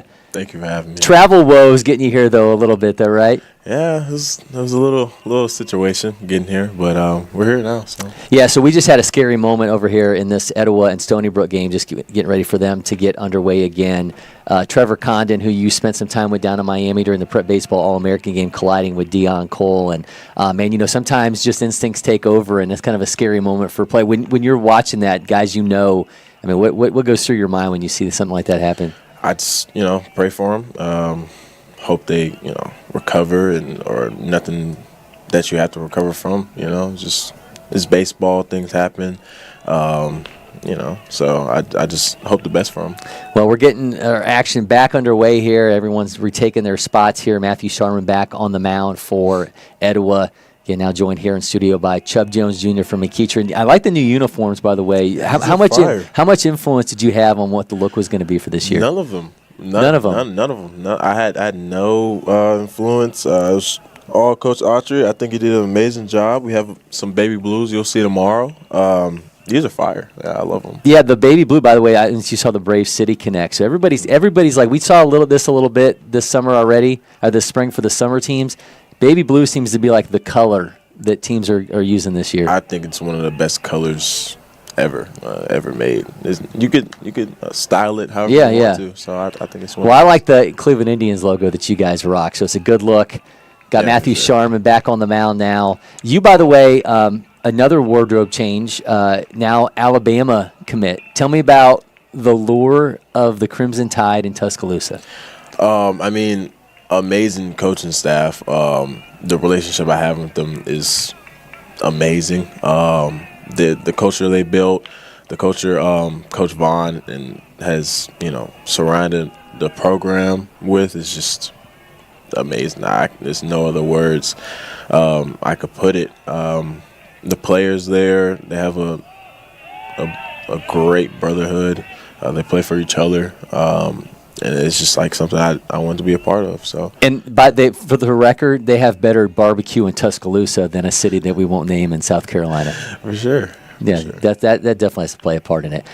Got Josh Diaz at the plate right now. If you just joined us, Quincy Gibbs just hit a inside the park home run to give Stony Brook a 4-3 lead, but scary moment as Deion Cole and Trevor Condon both collided in the outfield, both tracking that ball in left center. Both remain in the game, though.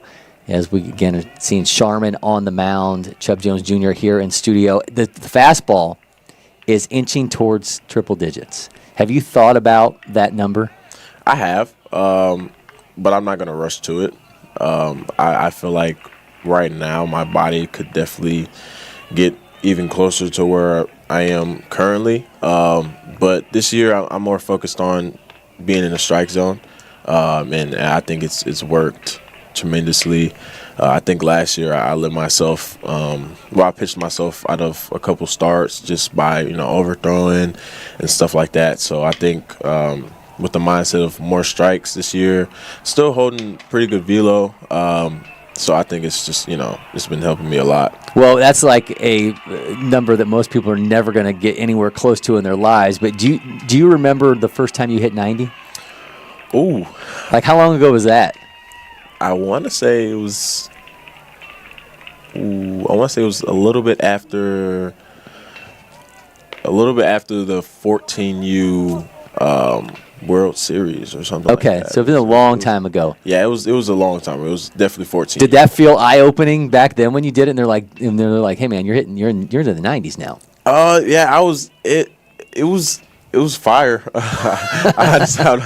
I'll be honest. It was cool to see and hear. And I'm like, wow, okay, 90. Well, I think the thing with you too is like you're 185, 6'4", 185. People look at you and we talk about the term projectable. Mm-hmm. That's scout term for like this dude can put some more weight on. And certainly they know that there's the ability to put added weight on you and get into that when we're talking about triple digits. Right. How much are you eating a day to try to pack on weight? I'm clearing the pantry. I'm making it hard on my parents. I'm clearing the pantry out and the fridge. So I'm eating, prep meals, shakes, protein bars. I'm doing a lot, honestly. Do you have your own grocery list? Like when your mom's making out the grocery list, do they have like the grocery list and then they have your grocery list? Honestly, not really, because I'm not a picky eater. So Okay. it's just like whatever they get, I'm eating. So Do you have a go-to meal? Is there something that you're like, because obviously there's the bars and the shakes are only gonna get you so far. Like Right. sometimes it just becomes like you're fueling a car up as opposed to like I'm wanting to enjoy something I'm eating. Honestly, it would either be steak or chicken with rice and a sweet potato. Okay. Yeah. So that's what they need is Chipotle, by the way. They need sweet potatoes. They do. So we need to push for that. You get into NIL territory with Chipotle, then you'd be like, hey, let's add the sweet That's potato. a good idea. Yeah, That's a I good like idea. that. So talk about this Etowah lineup, and certainly they have this big trio of 2026s with Condon, Cole, and Sharman. Got you and Malachi Butler at the 27s and McEachern. And a year from now, we're going to be talking about you guys being one of those top senior combinations in the state. What has it meant for you to have another guy along for the ride to the degree that Malachi is? I mean, it's a blessing. We've been brothers since, I want to say, either 9U or 10U. It's been a long ride, and to see his development and his mindset never changing, and us wanting the same thing, it's a blessing to have somebody on your side with the same pedigree. So Yeah, and kind of going back to that Etowah trio, and we've seen certainly with you got the loaded pitching arsenal with Sharman. He can get it done at the plate as well. Trevor's got that energy. He's got brings so much to the game in that well. Dion's kind of got this overall ability that he do so much in the game. If you had to like take a skill from one of those guys and add it to your game, what would you take? I would say I would give myself. That's a good. Like, is there one of Sharman's pitches that you want? Do you maybe just kind of want like the flair that Condon plays with? I would give myself the energy day out and like day in and day out that Condon has. It's unbelievable, the energy he plays with. Would you'd have to wear the hood though? You ever play with the hood? That's fine. I played with the hood freshman year. It worked out a little bit. It really wasn't my style, but yeah. And we got my dog up right now, Caden. So I mean, I would say the energy. I wouldn't even say that's a skill, but that's just something you really can't teach. So I would good swing. I would pick that for one of the skills. Yeah, Caden Borcherding, Clemson commit now at the plate for Etowah catcher. And this lineup is just like you go Condon, Curcio, Sharman, Cole, Borcherding, Anderson. Like, how do you, as a pitcher, how do you navigate a lineup like that? Because you might see that during the travel season, but to see that during a high school season, unless you're playing IMG Academy or you're playing one of those schools to that degree, you're not going to see that kind of a run of hitters. You're not. Honestly, on the mound, if I was against Etowah, I mean, with my stuff, I'm going at him. 100% confidence, pitch by pitch. I definitely want to pitch around anybody. Baseball's hard, and I'm just my job is to make it harder. So, just make sure my stuff is looking good, and just leave it up to the competition. Yeah, I mean, at some point, like you trust, like my stuff got me to the point where we're talking about me being that Alabama commit, being to the top players in the nation, and you're not going to go away from what you do, despite whatever a lineup is looking like. Indeed. So 1-2 count here to Borcherding. He is hitless on the day. Stony Brook leading 4-3 over Etowah. Chub Jones Jr. joining me here in studio from McEachern. I've always asked and wanted to ask you though, tell me about the nickname, because I don't think probably the only person who's allowed to call your hair anymore is your mom. So I was a premature baby, and in the simplest terms, once my mom started doing mom things, I just blew up, and I was a very chubby baby, and then that's how I got the name Chub. So, and then once I started getting older, I started slimming out. So, yeah. But you got to get back to that point where you couldn't keep the weight off. Right now, it's going to get. It'll happen.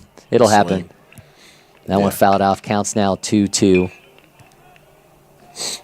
I know you're a guy too that wears your faith on your sleeve. I've seen the Instagram collaboration you're a part of. Tell me about how important that is to you, and how do you bring your faith into baseball? I mean, it keeps me in a very good mental state 24/7, just, knowing that he's there all the time, just trusting the path that he has me on.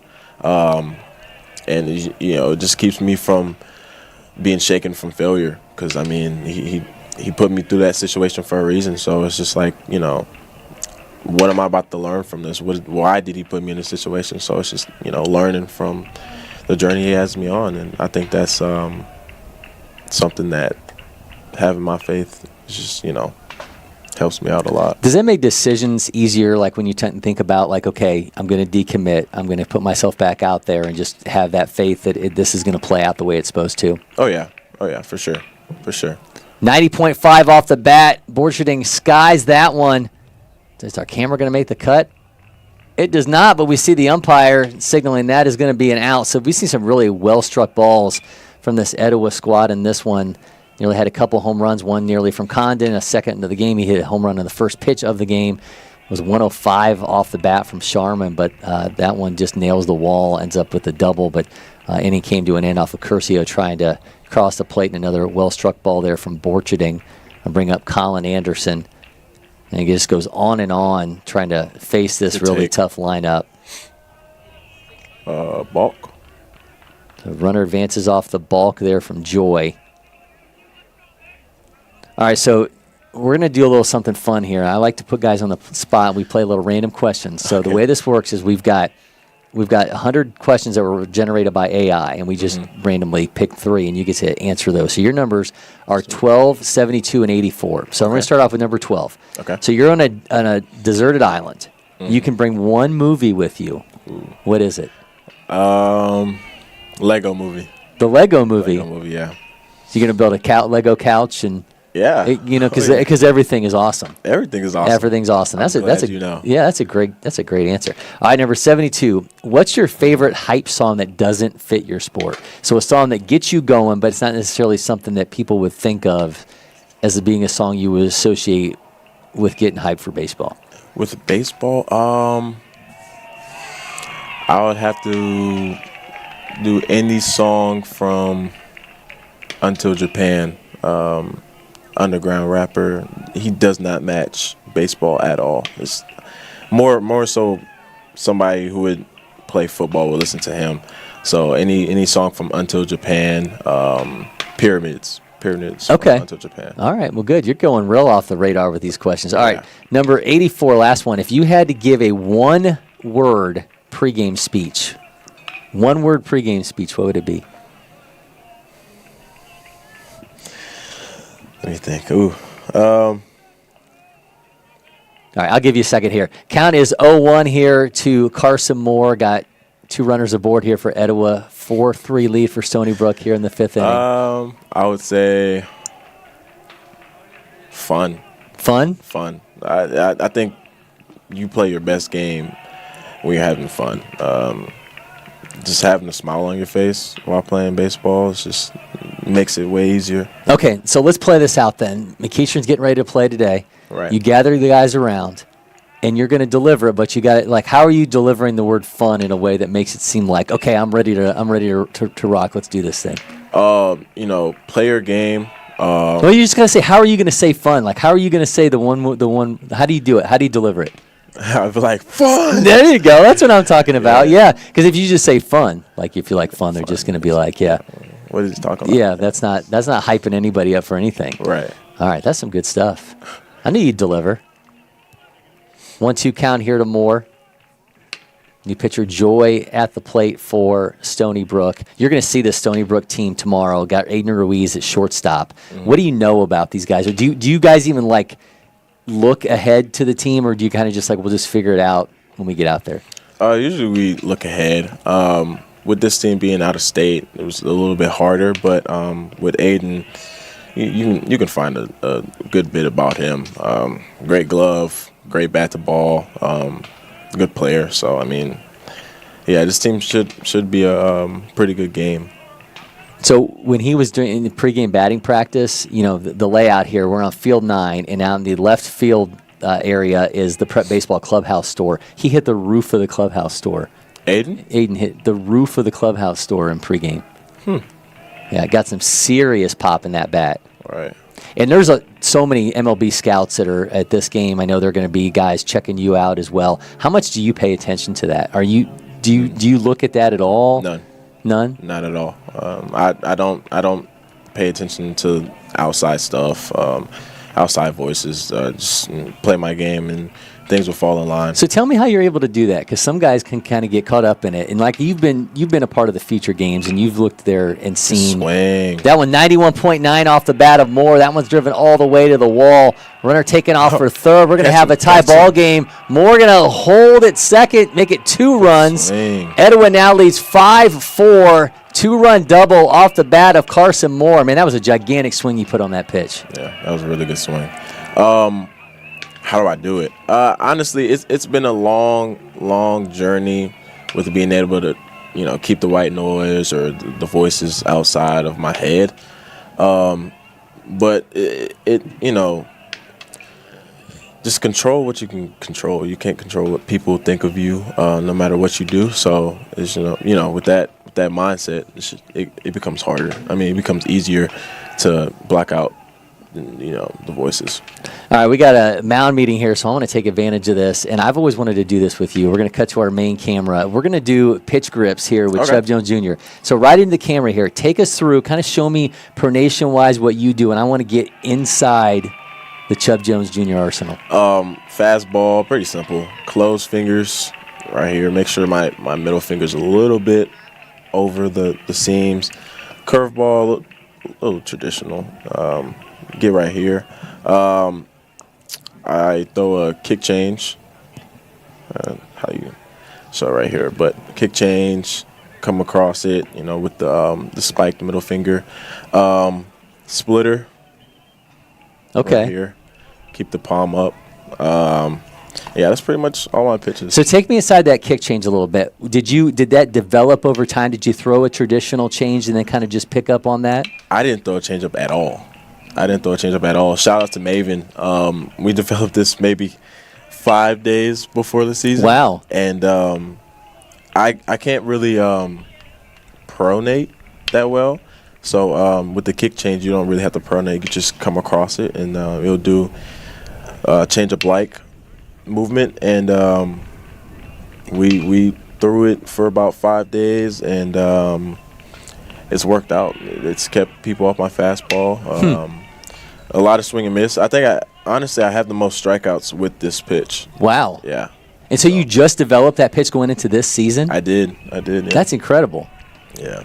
So how has that changed your approach to sequencing and how you're approaching hitters when you've got a new weapon to play with? Honestly, it's made it a lot easier because usually going into the game, I know people are sitting dead red fastball. So especially if they foul it off and they think, okay, I'm on it, change up, they're either early or I get a good ground ball or something like that. It's just, and usually I will throw it in 0-2 counts as well, because usually people's mindset in 0-2 counts are just don't get beat by the fastball, and then changeup comes out really well, and then they're right over it. So, are you learning to tunnel off of it?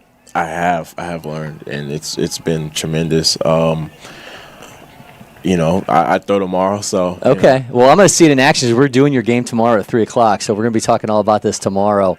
I'm fascinated to see this new pitch in action. I mean, you've always been a guy that I've kind of thought of as you go back to it, challenging hitters. This is my fastball. Good luck. To be able to have that kind of a weapon this late in the game. Yeah, challenging people with your fastball only gets you so far. Adding another pitch always helps. So what was the reaction to Alabama when you was like, hey, this is what I'm doing, but here's what I'm working on? They were ecstatic. Yeah, they were very happy. It was a pretty good reaction. All right, producer Jack's got a question for you as well. Jack, what you got? There's been a huge increase in the amount of younger guys that are using that kick change instead of the actual normal regular either circle change or normal just 3-finger changeup. Mm-hmm. What was that kind of deciding factor that I want to throw a kick change instead of the actual normal basic changeup? I'll be honest, I couldn't throw a regular changeup because I'm a really good supernator, and I'm not a really good pronator. So with the kick change, the reason why I decided to pick it is because you don't really have to pronate it. You could just, throw it and you can just throw it regularly, and it'll come out really good. And usually with it, you can stay on top of it, but if you have a little, arm angle, or like let your wrist be a little more floppy, it'll come out even better. So yeah, that was really my decision with it. We got you using the prep baseball ball, these Mizuno balls. You get to use these during the summertime. I know you've thrown them before. What do you like the ball? Yeah. Because I always hear guys talking about that they like the seams are pretty high. They're pretty elevated seams on these balls. Yeah, I think they're pretty good, honestly. I know once you get to the minors and then majors, the seams aren't really that high. But I mean, the ball's a ball. A ball's a ball. Yeah, the thing I love about you is you keep everything so simple. Yeah. The approach is simple. My mentality is simple. It's just, let's do it. It's baseball. Yeah, baseball's hard, man. Baseball's hard, so try to make it as easy as you can. So. Well, you're certainly a guy that makes it look easy. We got a pitching change for Stony Brook. We're going to take a break in studio. Chubb, man, I appreciate it as always. Can't wait to see you in action tomorrow. Thank you. Backed by over 100 years of engine design and manufacturing and a highly skilled dealer network. Yanmar. Yanmar Tractors.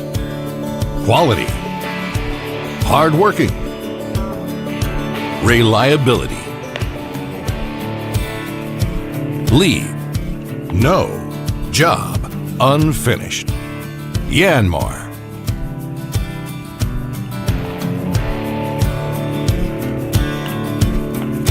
Visit us at www.yanmartractor.com or see your local dealer for details. At IHG's Holiday Inn Express, you can take on Miami, Mexico City, or Minneapolis. Fuel up with free hot breakfast, all while earning points for free nights with IHG One Rewards. Guest how you guessed at IHG Hotels and Resorts.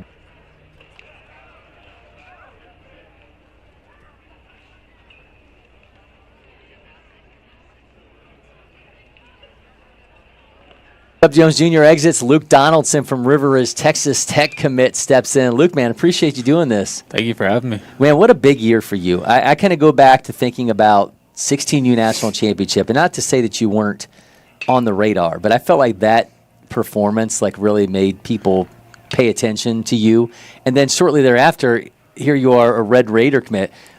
I think kind of like it was probably a whirlwind for you, but kind of explain, what was that situation, that whole run for you like? It was basically just it was just a good opportunity to build myself and build how I play baseball, and just being able to showcase what I bring to the field on and off.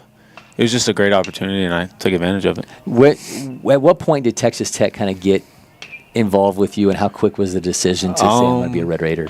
I think it was at the start of October, maybe. I think that was when it started to kick off, and we were talking every day and stuff, and just building a really good relationship with Coach Eric and Tadlock. So, what were your impressions of Lubbock? When you got to see the campus, got to see the facility? What was the reaction? It was beautiful. I mean, there was just so much stuff. I mean, the agriculture, Spaniard agriculture of the building, super cool. Just a lot of really, really advanced stuff, and I don't know, it was just really, really nice facilities. Everybody was nice. It was great. Jacob Lippy's the new pitcher for Stony Brook, and he's got his hands full with Trevor Condon stepping up to the plate. And this is an Etowah lineup that I know you are all too familiar with. From a pitcher standpoint, how tough is it to navigate dealing with these guys? I mean, all of these guys are really good hitters. It's hard. You kind of just gotta pitch to their weaknesses and do the best you can. Just compete as much as you possibly can and try to minimize. The thing I was talking with Chubb about is with this team, it's you would see this kind of a lineup in the summertime, right? You would look at it and be like, okay, well, I got to deal with a bunch of highly ranked bats, but to have to do it during a high school season is just such a rarity. It's to be able to pick your spots when you look at it, when you go Condon, Curcio, Sharman, Cole, Borcharding, Anderson, it's just where are the outs at in this lineup? I mean, it's just it's got to be daunting. Yeah, no, it's they've got a really good team, something special. I mean, you don't really see it too often, so they're doing a good job. Yeah, they certainly are. But by the way, when you were in Lubbock, did you go to the Buddy Holly Center? Do you know who Buddy Holly is? No, sir. No, you will. He was like, he's from Lubbock, real famous singer. Peggy Sue, that'll be the day. They have he wore like black rim glasses, and there's like a gigantic pair of black rim glasses out in front there. But so, tell me about the Arsenal a little bit. I know they talk about this wipeout slider. And I'm gonna have you go through grips here in a little bit. But is that the best pitch? No. So I wouldn't say that is my best pitch. I think the best pitch, my pitch that like brings the most quality and stuff would be my changeup, because of how much depth and like how it comes out of my fastball. They really tunnel together really well. So I think that's my best pitch, but some people might say my slider. And I think, and I was talking to Chubb about this too, he's developed a changeup this year, which is insane to me. He's never thrown a changeup before. 5 days before the season started, he decided that he's going to start throwing one almost triple digits with the fastball. But it seems like we're having so many guys now understanding the value of a changeup. You know, for a while it was like, I'm trying to get my velo up to this mark. But it just seems like guys are so much more cognitive now of like, if I can keep guys off my fastball, it makes my fastball seemingly that much more elevated. Yeah. No, it definitely brings a really good advantage to like just be able to work off of it. It gives you just such a big advantage and work ahead in counts. 2-run single there from Nate Curcio extends the Etowah lead to 7-4. Luke Donaldson from River Ridge, Texas Tech commit, joining us in studio. What's the next evolution then? When you're looking at the Arsenal, like what are you building on? Right now, I've been building on a splitter. Okay. So I've always had it like in my back pocket, but I've never really like built the confidence to throw it in games. And I've started to throw it a lot more in bullpens, and it's starting to get to be one of my good pitches. So I'm glad. And then a curveball too. I've never really had the curveball, but worked on it a lot in the off season and built it up. How tough is it to start with? So you go into the season, you've now carrying Division I commit with you. Is it tough then to say, hey, I'm going to put myself out there and make some changes to what I throw? I mean, I think it's always better to have more than less. So I think being able to just expand my arsenal just makes me an even better pitcher and harder to hit. When you do that, do you tell the Texas Tech staff, hey, I'm thinking about adding this, and they kind of, because I know people talk about, you know, the ability for these college teams to kind of help you shape your pitches and in the delivery on them. When you're telling them, hey, I'm thinking about this and thinking about that, do they have any influence whatsoever? At the moment, no, not really, because I'm still working with like my guys at 643 and stuff about it. But I'm sure like in the future, yes. Okay. Jack, I know you got a question for Luke. When you're thinking about adding a new pitch, do you feel more confident when you're trying to add it during the high school season with River Ridge, or do you feel like that's a good question, during the summertime that's when you're supposed to add on those pitches because you're playing more games, you're playing at different places? Do you feel more confident adding the pitch in the summer or during high school season? I would probably say the summer, because it's just like you get more opportunities to work on it in game, and being in high school and working on a new pitch, you can really only work on it in bullpens because you're only getting like one start. You're getting one start a week if you're the starter, so you don't really have a lot of time to work on it in game because you got to have your best stuff. So I would definitely say travel ball gives you a lot more opportunity to work on it and just master it. What's more fun? Is it more fun in the summertime when you can kind of just have some guys and just kind of be silly with them sometimes? And there's certainly a certain different level of expectation or heightened expectation on the high school season. Yeah, me personally, I think high school's more. It just means more. Yeah, it just means a lot more, and you've known the guys growing up, so it just means more to play for them and play with them. But high school or travel ball is certainly really, really fun, especially when you have a good group of guys and like a really good team. You can just go out there and have fun every single day. Sharman rips that into right field. That's going to be caught. Inning is over. But I want to stay here with Luke Donaldson. I talked about it. We're going to get you to go through your pitch grip. So I'm going to get you the ball right into the camera there. Take us through how you do what you do, and take us through pronation and anything special you're doing on the pitch. All right. So when I go fastball. I go two-seam fastball. Okay. It's going to be a thumb tuck fastball too. So I'll tuck my thumb under this horseshoe seam right here, under this seam. And then I'll kind of just, because I'm normally like this arm slot, so I'll just let it go, and it'll come out with like that natural two-seam spin, which is going to make it like move a lot and then I'll go slider. I'll go here, and I'll put pressure on my middle finger, and I'll kind of just come across and make it like a wipeout pitch, and then curveball. Curveball, I'll come more. It'll be the same grip, everything, but I'll come more down towards my leg and more than across. So that's the difference between my slider. My slider's gonna be more here. Okay. And my curveball is gonna be more here, so I can get it out in front and have more of that 12-6 spin. And then splitter, we're gonna go here in between or outside of the horseshoe.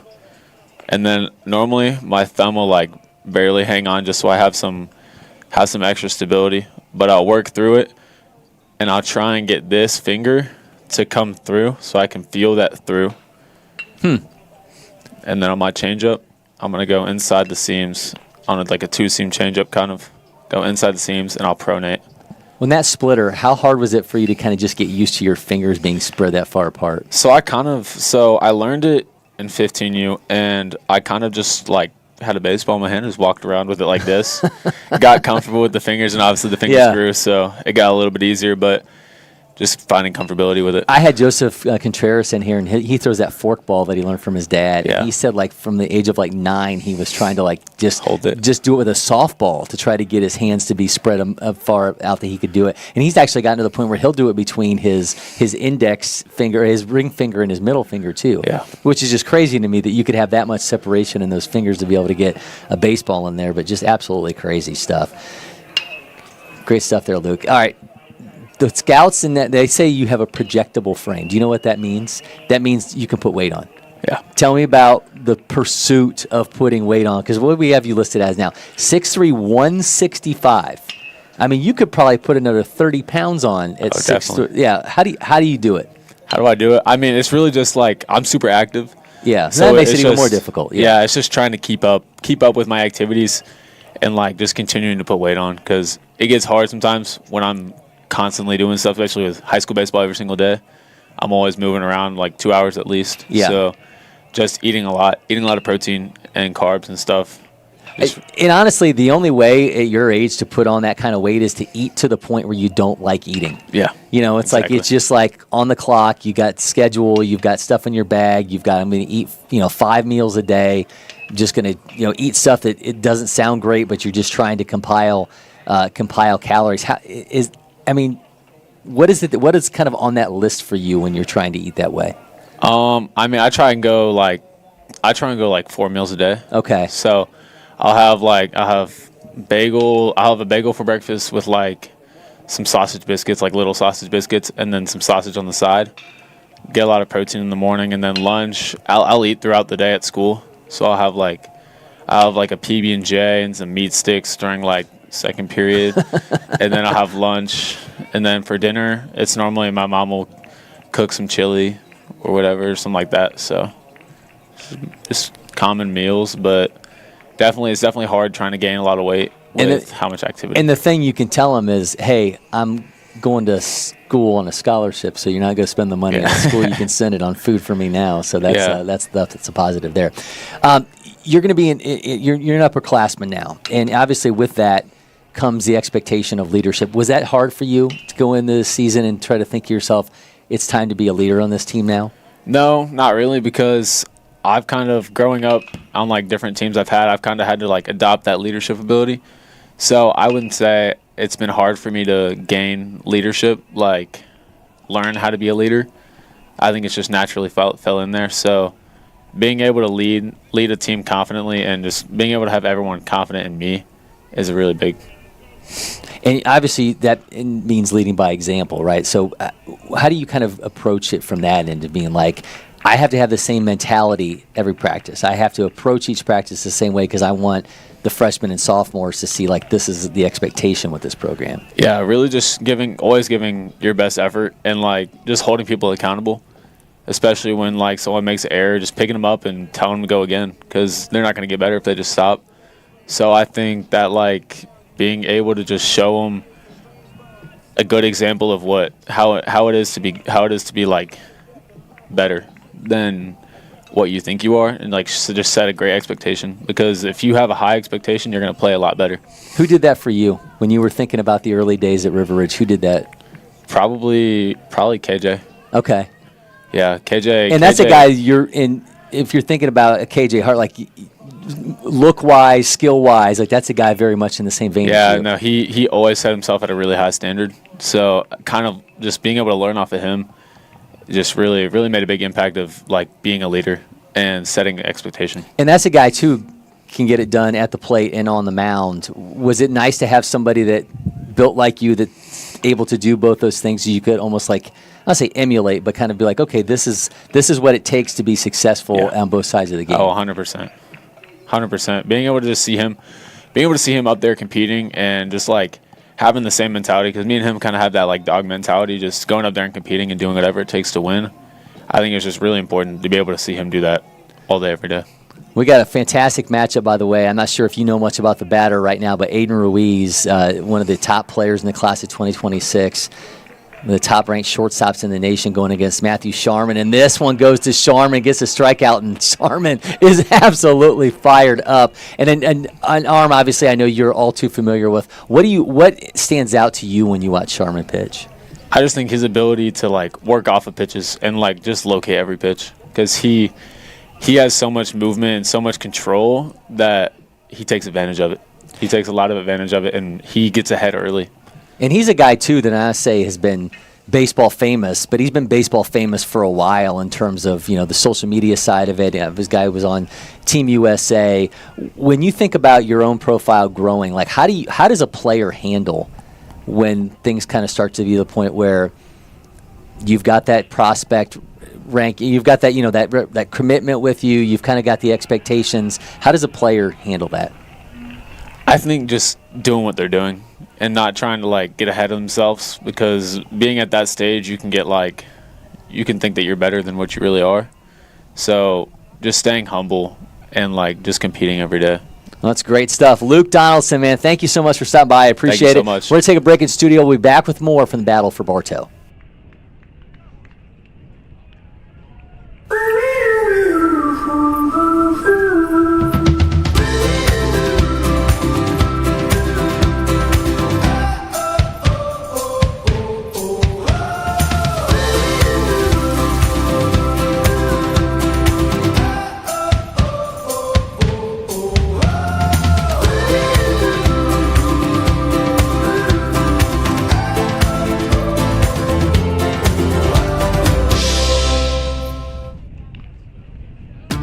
The Windscreen Factory, more than just windscreen.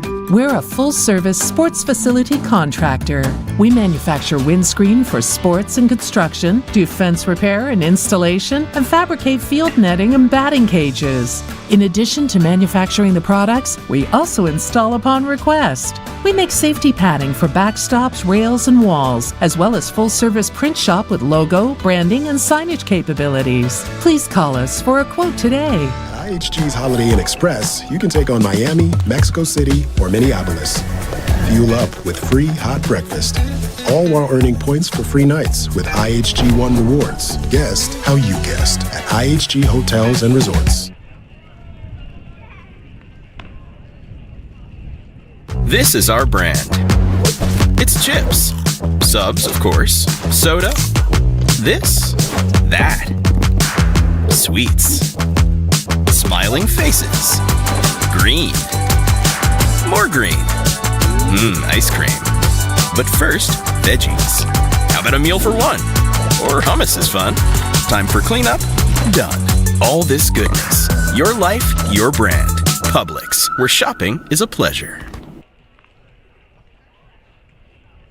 Welcome back, Cory McCartney, Jack McCartney with you, flying solo here in studio now. And, man, thanks to Chub Jones Jr. and Luke Donaldson for stopping by. Just some really great interviews and some really great insights into two of the best players in Georgia in the class of 2027. So excited to have shared that time with them and got some really interesting observations there in terms of the pitches. And, man, I'm just still dumbfounded that Chub Jones Jr., at this point in the game, has decided it's time to add a changeup.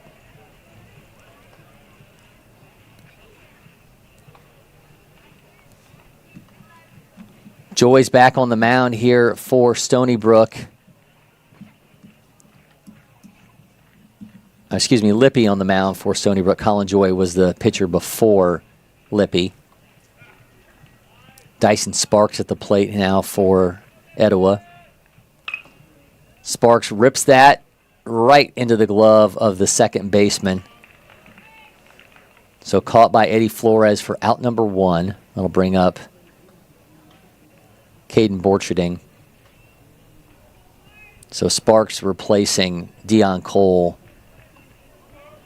in the batting order after that collision with Trevor Condon in left field that allowed Quincy Gibbs to get an inside the park home run and 3 runs for Stony Brook. But we got a 7-4 lead now for the Eagles. Borcherding's 0 for 1.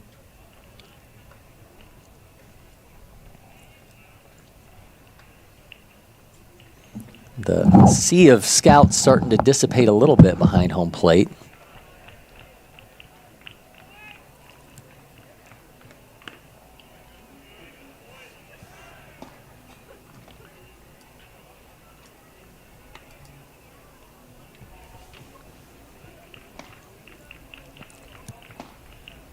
Count is 2-0 here to Borcherding. Lippy on the mound has thrown 11 pitches. Fourth pitcher in this game for Stony Brook. Started off with Santabello, then they went to Edwards for 1 inning after 3 from Santabello. Third of an inning for Joy, who allowed 4 hits, 4 runs, 2 walks. Lippy's allowed just 1 hit thus far.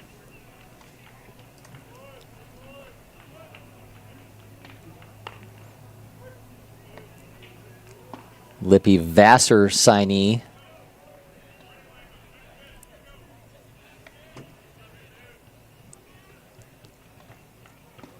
And as you heard, we will get to see Chub Jones Jr. pitch tomorrow against this Stony Brook squad. So we'll have that game for you at 3 o'clock. And, man, I'm excited to see him in action. That fastball upwards of 97 miles an hour. And you just know with that frame, as he and I were talking about, at 185 pounds right now, certainly the ability to put on more weight at his size, 6'4", where seemingly an inevitability that he's going to be into triple digits sooner than later.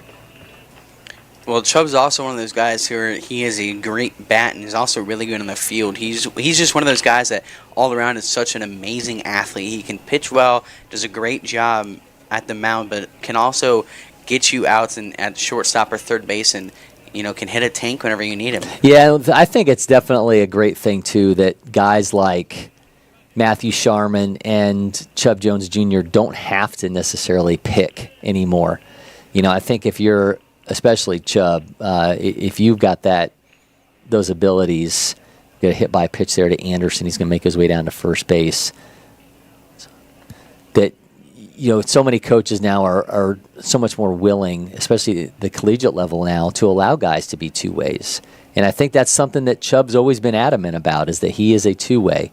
And, obviously it plays out when you're talking about a guy who's got the triple-digit exit velos to match a near triple-digit fastball. I mean, I mean, it seems, again, I say inevitability, but it really does feel like we're going to talk about a point where he is throwing 100 and going 100-plus EVs, and there are a handful of players on the planet that can boast that, and he is getting awfully close to it being a reality. Yeah, I mean, Chubb with 102.8 exit velo. Yeah. And that was earlier this year. I mean, 94 exit average, 94.5 exit velo average. Yeah. So he's averaging hitting the ball 95 miles an hour. Yeah, he needs that. He's Sweet just a spot ball of 70%. talent. Just absolutely, he can run as a 6.3460 infield velo from future games last year of 94. His fastball velo right now is from May 24th of 2025. So almost a year ago was at 96. So he's had a year of improvement. It's definitely up from there. I mean, spin rates are insane. He's an all-around a freak athlete. He truly is, and man, it's just it's dumbfounding to think about a guy putting up those kind of numbers. I mean, it's just Man, absolute joy to be able to watch. And, we're talking about the scouts here watching Etowah in action as they've now got Carson Moore, who's got a 2-run double on his ledger on the day. There are going to be a sea of them again next year watching Chub Jones Jr. in action, trying to keep him from going to Tuscaloosa.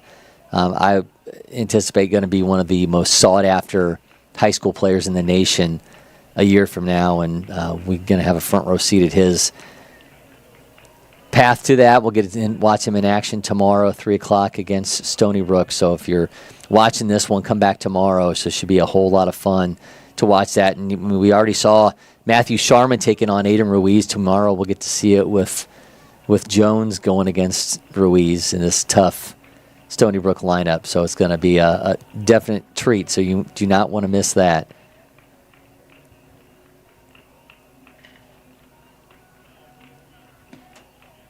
Runner at second, Dyson dancing around.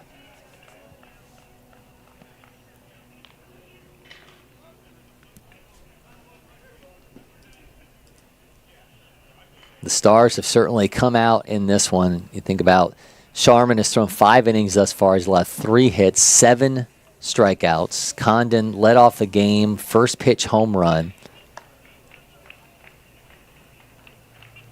Certainly thoughts are with Deion Cole after that collision with Trevor Condon that's got him out of this game right now. Ruiz flips it to second for 1 out, goes to first in time. Oh, no, he's safe. Aiden Ruiz was ready to run off the field thinking they had turned an inning-ending double play. But instead be a runner at first with 2 down.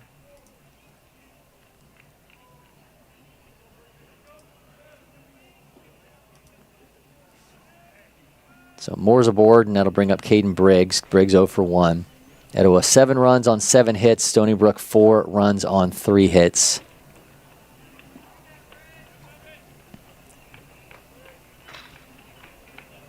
Three of those runs coming as Quincy Gibbs took advantage of a collision in left center between Condon and Cole inside the park home run that allowed 3 runs to score. And I thought good move by the Stony Brook coaching staff after Gibbs had crossed the plate, and we ended up going to a commercial break and filling time a little bit after the collision there. But I thought just a real show of sportsmanship, from Stony Brook's coaches, kind of getting the bench to settle down after that moment, understanding that there was a scary moment there for Etowah after 2 of their best players colliding in left center, and show of respect there from Stony Brook. And as far as we know, everybody okay, but Cole did exit this game, placed by Dyson Sparks. Condon has remained in. And certainly we've seen those kind of collisions and the outfield go in a really negative way here. Runner takes off, catcher indifference. So Moore now standing at second base.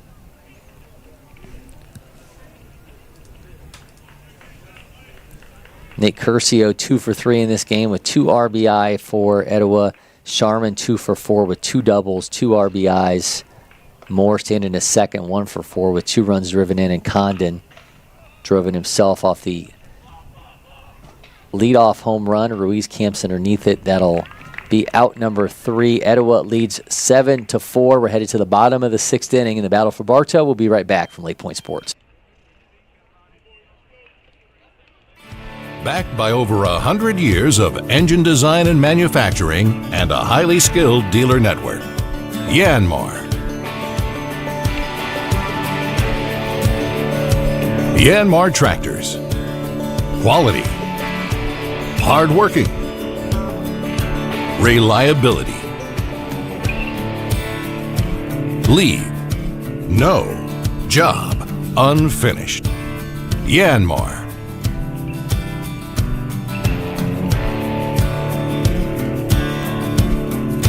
Visit us at www.yanmartractor.com or see your local dealer for details.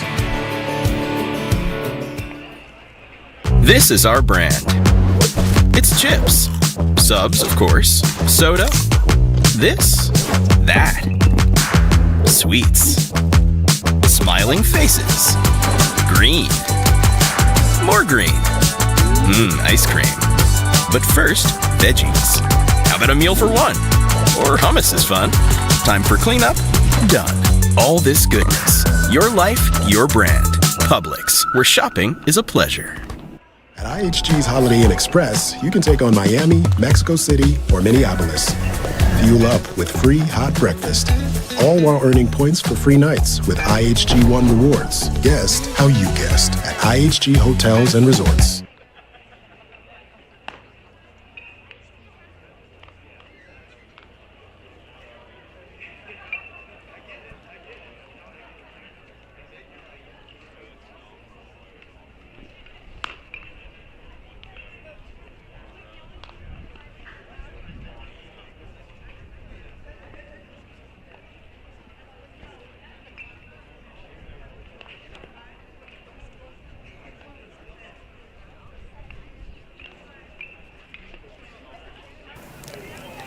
Welcome back, Cory McCartney, Jack McCartney with you.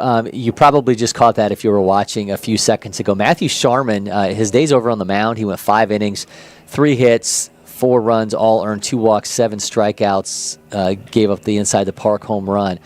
He's now playing second base. I had to ask the last time Matthew Sharman found himself playing second base, but that's exactly where he's at right now as we have a pitching change for Etowah. They've got Brady Colton now stepping over onto the mound. Brady, 2026. Fastball around 84. He's got a changeup 76. Curveball works 74 to 75.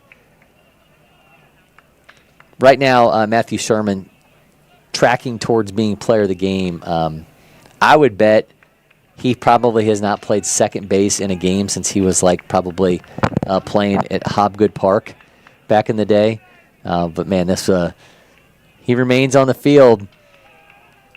Well, I mean, they're doing a lot of things odd defensively because right now, I don't know if you notice this either, right now, the number 1 third baseman in the nation is not playing third base. He's playing shortstop.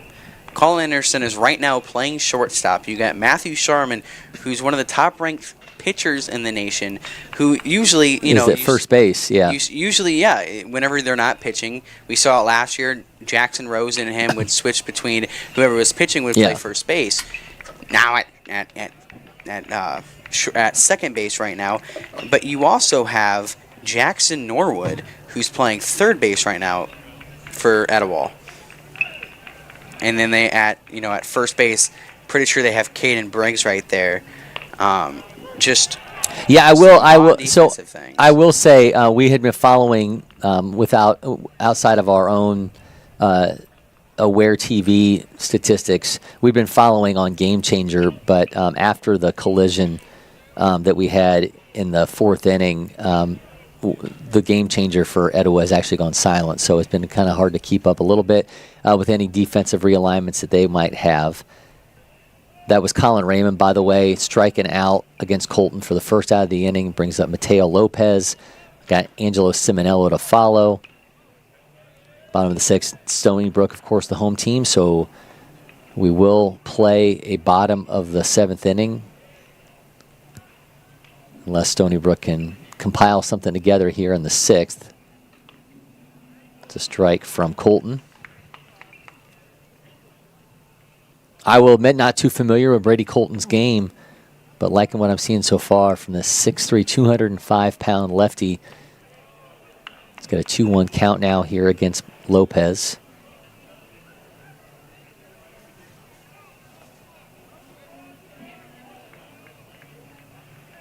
Last year when we had Stony Brook for one of our broadcasts, they had their autism awareness uniforms with the puzzle pieces on them. We'll see if they maybe break those back out tomorrow. I'm not sure if they're still wearing those uniforms, but definitely like this look that they're showing us today with the pinstripes. Well, it gives off very New York vibes. It sure does. Pinstripes. Yep. 2-2 count And this is high. Count will be full here to Lopez. Well, Brady Colton's a guy that usually he plays here a lot, also practices here a lot, plays for USA Scout, and has played in many different prep baseball events here at LakePoint, and he's usually a guy that Etowah will put in to try to get these these relieving outs. Well, he's got back-to-back strikeouts, yeah. So a couple key outs here for Colton as Etowah tries to keep the momentum going from what Sharman provided on the mound as they took this 7-4 lead. And I'm sure if he ends up being player of the game, ask him about that moment with the collision between Condon and Cole. Typically, that's an out for those Etowah outfielders, and you're talking about 3 runs less on the ledger for Sharman. But I'm sure he's happy just knowing if both those guys are okay.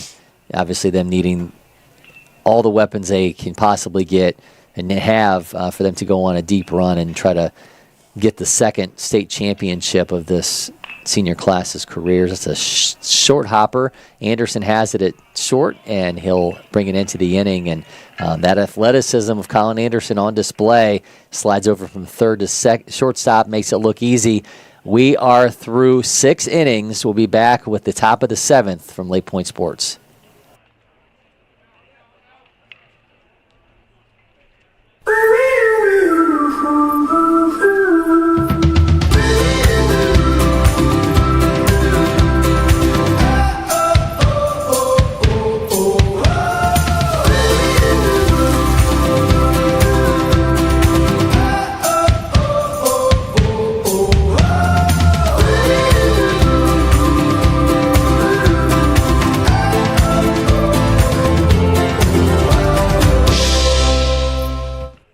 First one I picked up, I just liked it the best. And like I said, I tried a lot of different companies, a lot of different models, and I fell in love with Old Hickory for sure.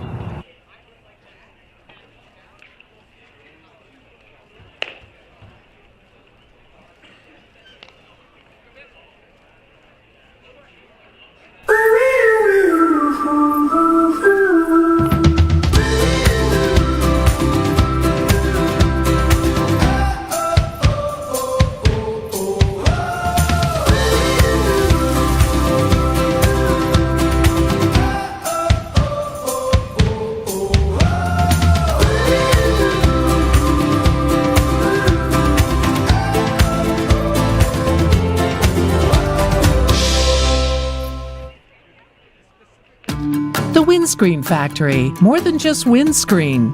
We're a full-service sports facility contractor. We manufacture windscreen for sports and construction, do fence repair and installation, and fabricate field netting and batting cages. In addition to manufacturing the products, we also install upon request. We make safety padding for backstops, rails, and walls, as well as full-service print shop with logo, branding, and signage capabilities. Please call us for a quote today. At IHG's Holiday Inn Express, you can take on Miami, Mexico City, or Minneapolis. Fuel up with free hot breakfast, all while earning points for free nights with IHG One Rewards. Guest how you guessed at IHG Hotels and Resorts. Walker May, Trevor Condon, and Nate Curcio due up for Etowah here in the 7th inning. Looks like we have another pitching change for Stony Brook. So we'll now go with Ben Santos Olson. Santos Olson, 20th ranked right-handed pitcher in New York in 2017. He's 46th overall in the class. Fastball up to 88 miles an hour. He's got a curveball set 72 to 74. Also works a slider 74 to 75 and a changeup 79 to 81. And he's facing May, who is 0 for 2, last batter in the order for the Eagles.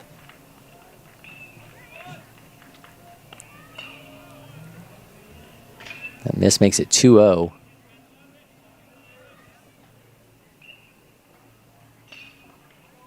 May has walked once, scored 2 runs. He was also hit by a pitch. Drives that one in right field, drops in front of the right fielder, so Walker May has his first hit of this game.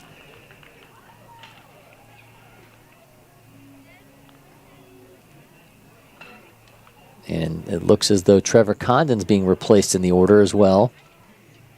So Jackson Norwood will get the AB. You start thinking about what does the future look like for this Etowah team. I think Jackson Norwood is going to figure prominently into what happens with this Eagle squad in the class of 2027. Shows bunt. Throw back to first. Martinez showing off the arm, man. But Norwood, 25th ranked shortstop in Georgia in 2017. He's 103 overall. Preseason All-State invitee. Exit velos. And this is ridiculous. He has exit velos on a team that loaded with players. 107.7 and a bat speed of 87.5 miles an hour. And he's up to almost 90 on the mound. I just feel like Jackson Norwood, a guy that a year from now we're going to be talking about, a major player on this Etowah squad at 6'5", 203 pounds. But certainly a name to watch. And, man, tough to find playing time, though, in this Etowah lineup. You got those big names that we've run through so many times, and you got some seniors who have established themselves. So opportunity, though, knocking for Jackson Norwood here in the top of the 7th inning with now a runner at second. He's got a 1-1 count. Norwood shows bunt, gets that down, hard bunt, third base has it, flips, gets away from the first baseman, run's going to score. Norwood trucking to second base. Man, he can fly too. Didn't see a 60 time on him, but man, he was scooting. Ball got away from the first baseman on the throw from third. And that was a bunt, but man, it was almost like a swinging bunt as he really just pushed that hard down the third base side. So the trailing runner does score as May crosses the plate. Norwood now standing at second. Now it'll be Nate Curcio. Curcio 2 for 3. He's driven in 2.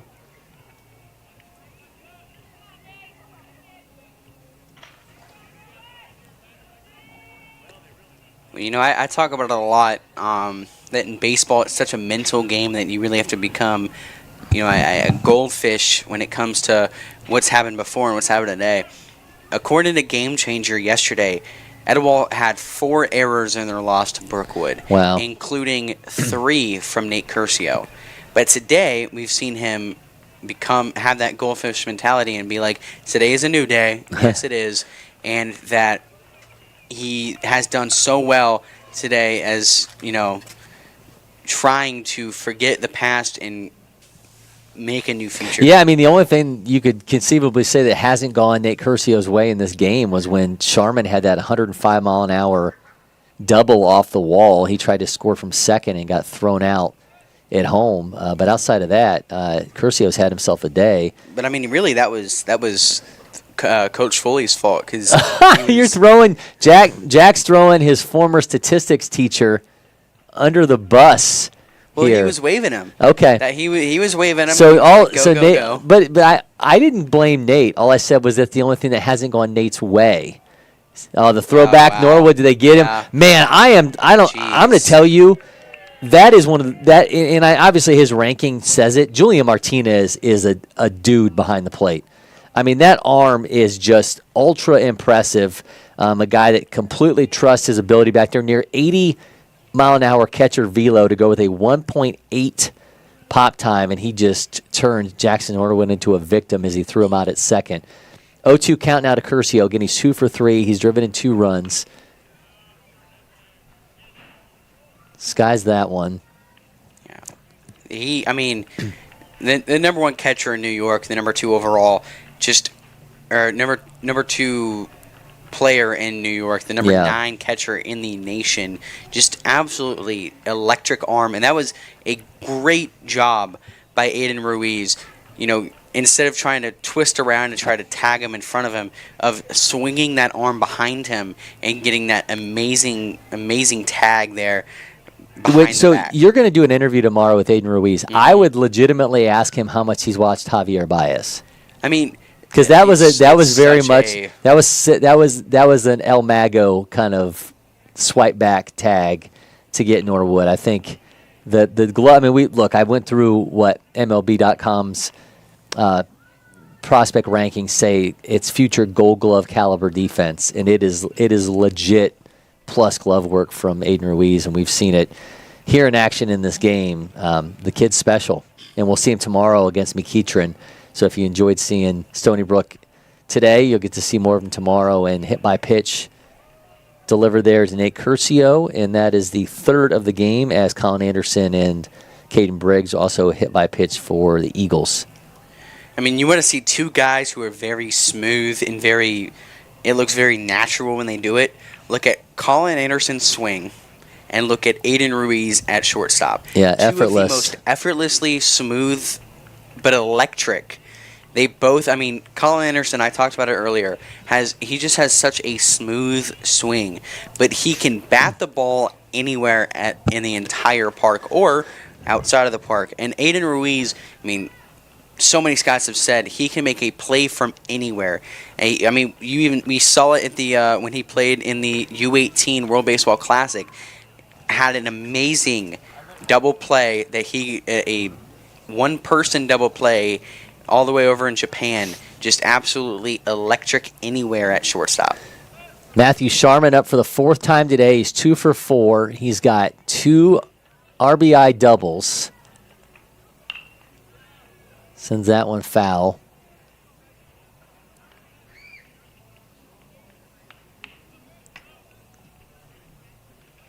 Sharman an opportunity to drive in some more runs here for the Eagles. They lead 8-4 here in the top of the 7th.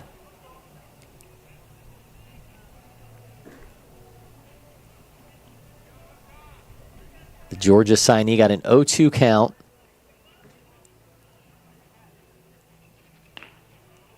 This glove side stopped, though, by Martinez. 4 extra base hits in this game by Etowah. 2 doubles from Sharman, 1 from Moore, the home run from Condon. 2 for Stony Brook. That's the inside the park home run from Gibbs off the collision from Condon and Cole and left, and then Sam Dicker with an RBI double. 1-2 count now here to Sharman. Well, I mean, you mentioned Sharman being a Georgia commit. This 26th class is going to be the last class that we see where you have guys that committed in 8th grade. Yeah. I mean, you know, a long time ago, at one point, Trevor Condon was committed to Miami. I mean, yeah, and I think, you know, in 2022, Sharm committed in 2022. It's just one of those things where it's like this is the last slate where we see guys who committed at such a young age, but then now because of, you know, all the NCAA rule regulations now, you won't see that. But these are, I mean, Sharm is one of those guys where committed in 2022, he's stuck with it. Yeah, and that's the most incredible thing, I think, is that he has stuck with that commitment across coaching changes, across transitioning from high school to middle school to high school as he fouls that off, keeps the count alive, that he stuck with it. Because we've seen so many guys that you know, one, you think, okay, well, I had a very different mindset when I was in 8th grade to stay with it throughout your high school career, but also to do it through a coaching change. But he has been steadfast to wear that G, so we'll see if he winds up in Athens or if he winds up on a major league team's farm system roster, and he's now got a 2-2 count here as this AB continues. Well, it's also been kind of crazy with all the Tennessee commits with the coaching change of Tony Vitello. How many guys, like, so many guys stayed at Tennessee? Yeah, well, I think Josh Elander, who they obviously promoted as their head coach, was the recruiting coordinator. Mm-hmm. So he was the guy that so many of them had relationships with. And they were, you know, the guys there who were there wanted him to stay put. Yep. Lays off that. Count will be full here to Sharman. I mean, and there's so many guys around here who, you know, committed to Tennessee. You know, Trevor Condon on the field right now. Caden Dawson. You've got, you know, up in Tennessee. You've got, what is his name? Cole Kenninger, on and on and on. Yep. All right, 3-2 count here is Sharman, and he draws his second walk of the game.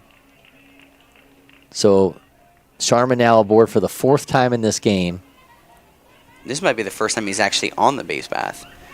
because they usually took him out because of him being a pitcher. Sure. But he's not a pitcher right now. That's right. He's a second baseman.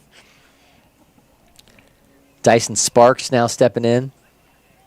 Sparks, 20th ranked outfielder in Georgia in the class of 2029. He's number 64 overall in the class. 6'1", 190-pound, 2029. Made an appearance back in January at preseason All-State up in Flowery Branch. Looked as though Dyson might have been looking at something inside of his helmet. I wonder if he has something in there to glance to before he steps into the box. Exit velo is around 98.6 miles an hour for this right-hander. Chance to build on this Etowah lead. One out here in the 7th. Swings through the elevated fastball from a Santos Olson. Dyson's also one of those guys we saw at the LakePoint preseason ID earlier this year. I mean, so many underclassmen were at that event, and so many just guys that we'll see here for so many years here at LakePoint. Yeah, I mean, there were a number of guys at preseason All-State, by the way, on this Etowah team that outside of that kind of core group that we talk about with this team. Walker May was there, Norwood was there, Sparks there, Lucas Zustiak was there as well. Just on and on and on. Certainly makes you realize that while we spent a lot of time talking about these 2026s and those key 27s in Borcherding, the 28 with Colin Anderson, Etowah's not going anywhere. They're going to have guys stepping up next year, and they may not be those kind of quote-unquote household names that we've had that'll exit this year, but there's going to be a lot more star power in that lineup, and Coach Greg Robinson got a lot to work with for the future here with the Eagles. Yeah, I mean, we saw it earlier later in the year last year at the Kennesaw Generals. I mean, we had Nate Curcio, we had Connor Hancock, we had Ace Buszek, we had Brendan Bolzenius, and on and on. Also, Colin Anderson decided to play on that team for a weekend.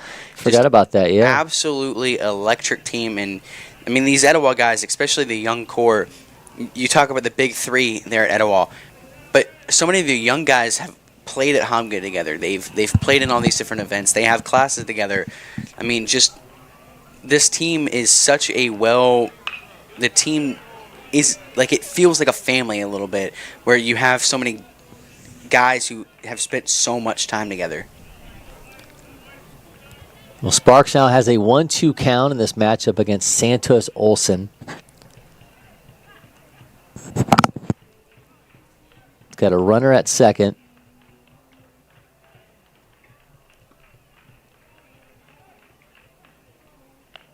Swings through that. Sparks goes down on strikes. That's out number 2. Curcio at second. Still Sharman at first.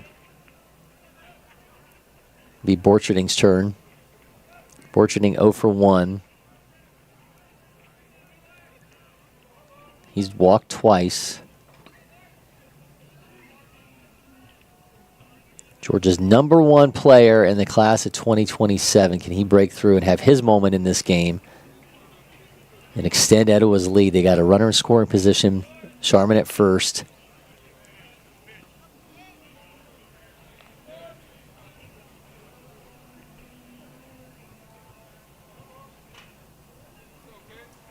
I mean, Ben Santos Olson has done a great job so far of, tunneling and getting those 2 outs and trying to find ways to get these guys out, which are not easy outs whatsoever. Yeah, he's had to really navigate the tough part of this lineup, right? He comes in, and certainly he didn't have to deal with Trevor Condon after Jackson Norwood replaced him in the lineup, but he still had to tangle with Curcio, still had to tangle with Matthew Sharman, and now he's got Borcherding and Colin Anderson the on-deck circle should Borcherding get aboard.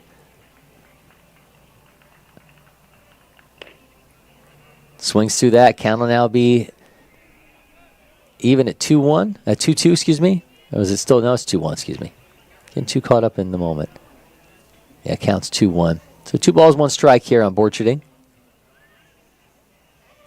2 on, 2 down.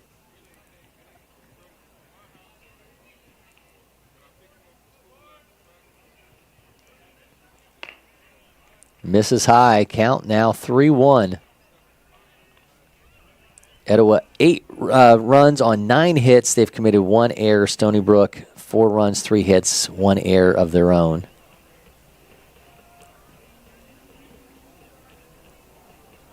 Tough spot here going against a really high leverage bat. A 3-1 count. Gets a strike in the outside corner. That pitch has not always been there across this game, but able to get the call, Santos Olson is, and that makes the count full now. And you know Borcherding is like, I couldn't get that call when I was behind the plate. Comes payoff pitch.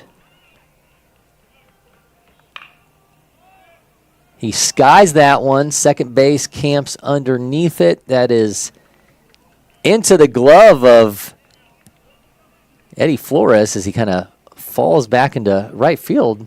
But he's able to hold on to it. Inning is over. Etowah adds 1 more. They lead 8-4 onto the bottom of the 7th when we come back from the battle for Bartow.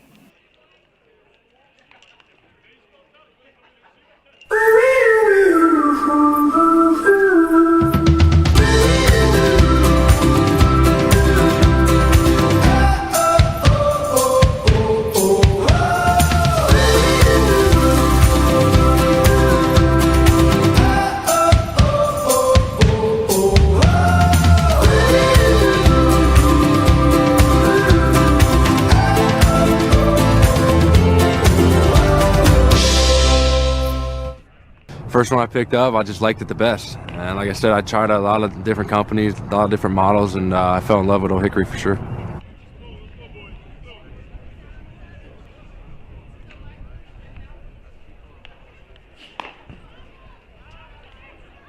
This is our brand. It's chips. Subs, of course. Soda. This. That. Sweets. Smiling faces. Green. More green. Ice cream. But first, veggies. How about a meal for one? Or hummus is fun. Time for cleanup? Done.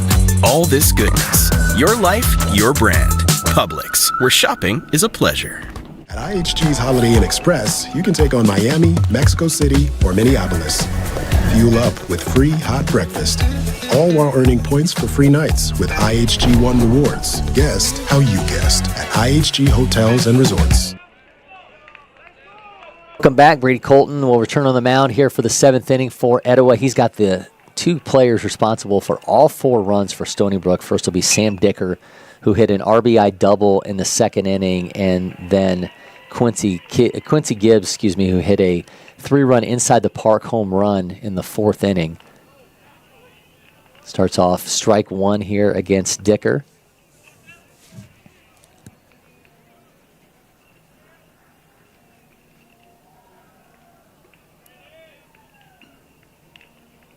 Colton with a miss, evens it up.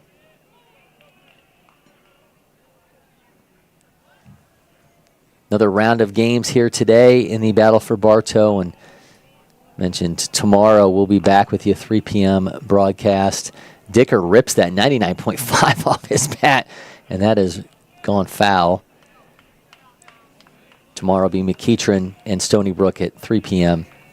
Remaining slate for today, McEachern and Lassiter at 3, Newton and River Ridge, St. Pius and Carrollton.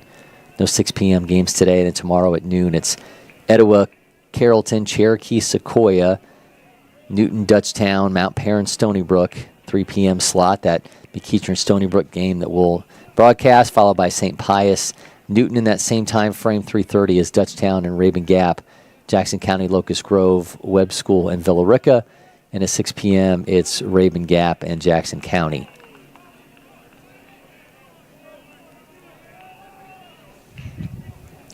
Count now full here in this matchup between Dicker and Colton. Dicker, again, has already hit an RBI double in this one.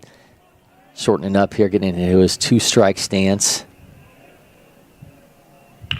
Dicker ropes that down the right side, and that's got a right fielder on the run. That one's going to be down into the corner. Second time today, Sam Dicker's going to have himself extra bases, and he's going to hold at second.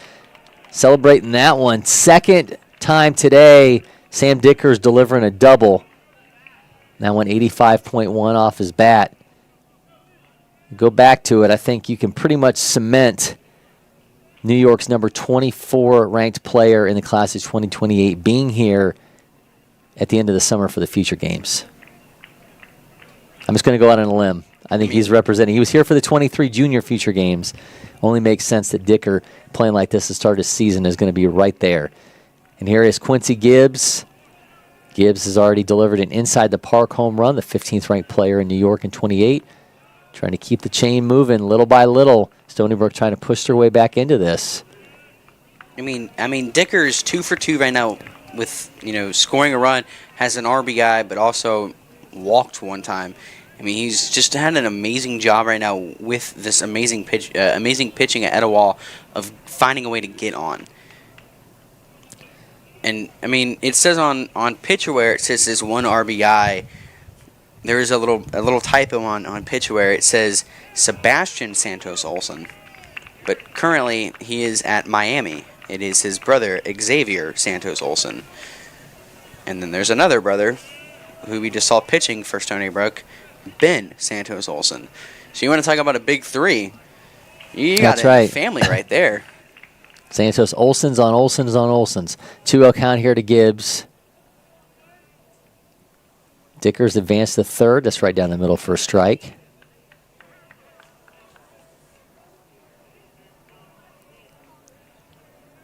Been quite a day for Matthew Sharman, who inching toward player of the game.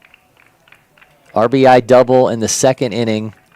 Added another RBI double later in the game, and he struck out 7.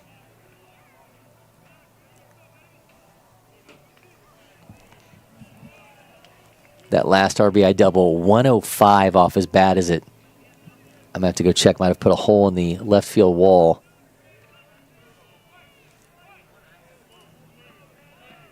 Now 2-2 count here to Gibbs, who is 1 for 2 on the day with that inside the park home run.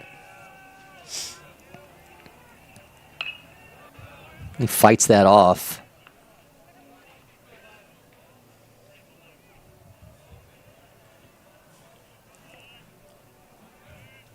Josh Diaz in the on-deck circle.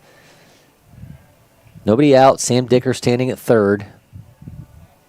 Leadoff double for the Bears. Try to drive him in and eat into this 4-run Etowah lead. Stony Brook's been held scoreless since the 4th inning when Gibbs delivered that inside the park home run.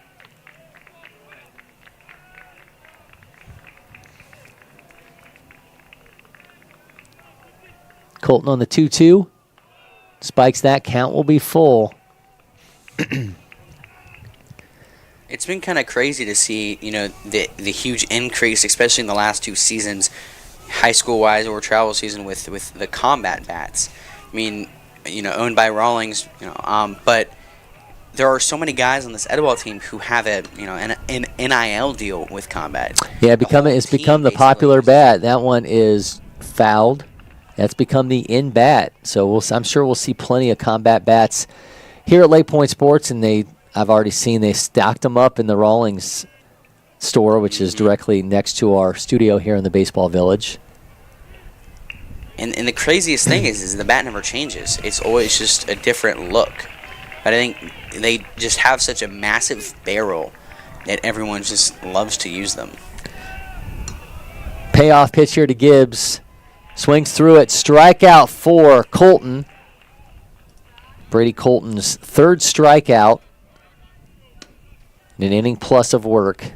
I mean, Etowah currently, has 10 strikeouts. Wow. Just an amazing job right now pitching-wise. And Stony Brook did a great job of trying to get runs. It's just so difficult when you're facing, guys who are so good at finding outs. Strike 1 and the swing and the miss from Colton. Goes change up there, 76.5. Been a taxing few days, I'm sure, when we talk about, going into tomorrow for Etowah's pitching staff. They played yesterday against Brookwood. Today they got Stony Brook. Tomorrow they'll play again against Carrollton. So 3 straight days worth of games.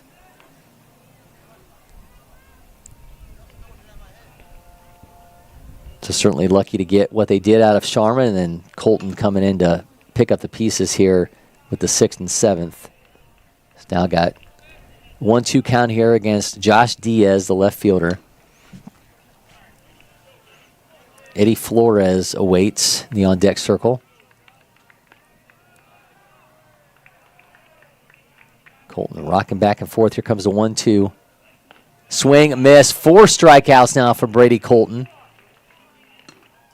And he has shown some electric stuff in an inning and 2/3.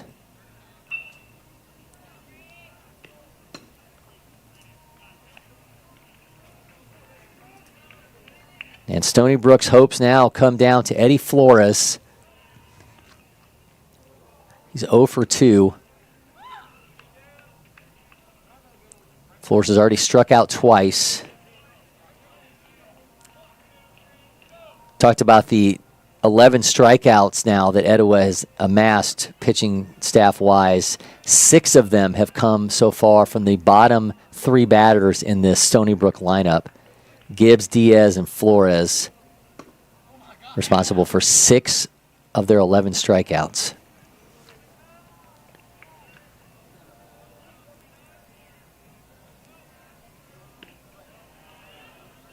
Makes it 1-2. Brady Colton going to try to add another strikeout to his ledger and make it 12 in this game. He struck out 4. Here he comes with the 1-2. That is popped foul. AB will continue.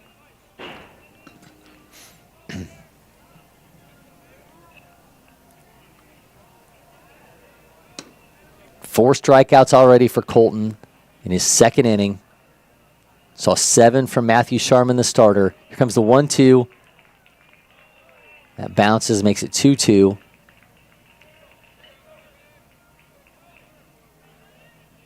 Etowah looking to finish off a commanding performance here against Stony Brook to start off the battle for Bartow. Colton on the 2-2. Bounces in front of Borcherding. That'll run it full.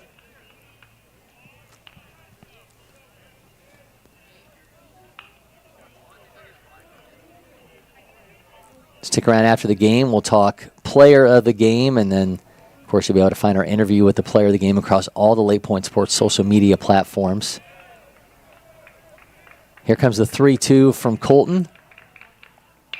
Flores rips that 94.7 off his bat, and that one is into left field. Dicker crosses the plate, makes it 8-5. So now the lineup flips to Aiden Ruiz, who's 0 for 2. Ruiz has walked and struck out.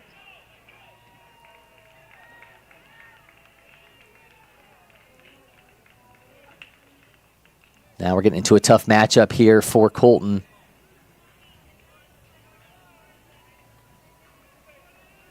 One of the nation's best shortstops now steps in, hitting from the right side. We've seen him in the left side against Sharman.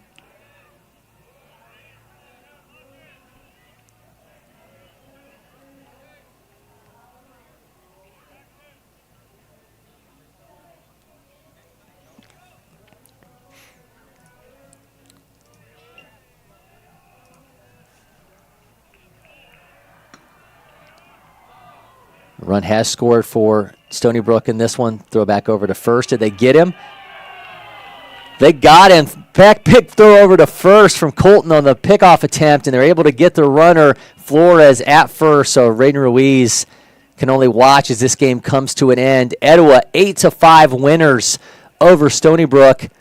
We're going to take a break here in studio. When we come back, we'll talk player of the game and put a bow on this battle for Bartow opener.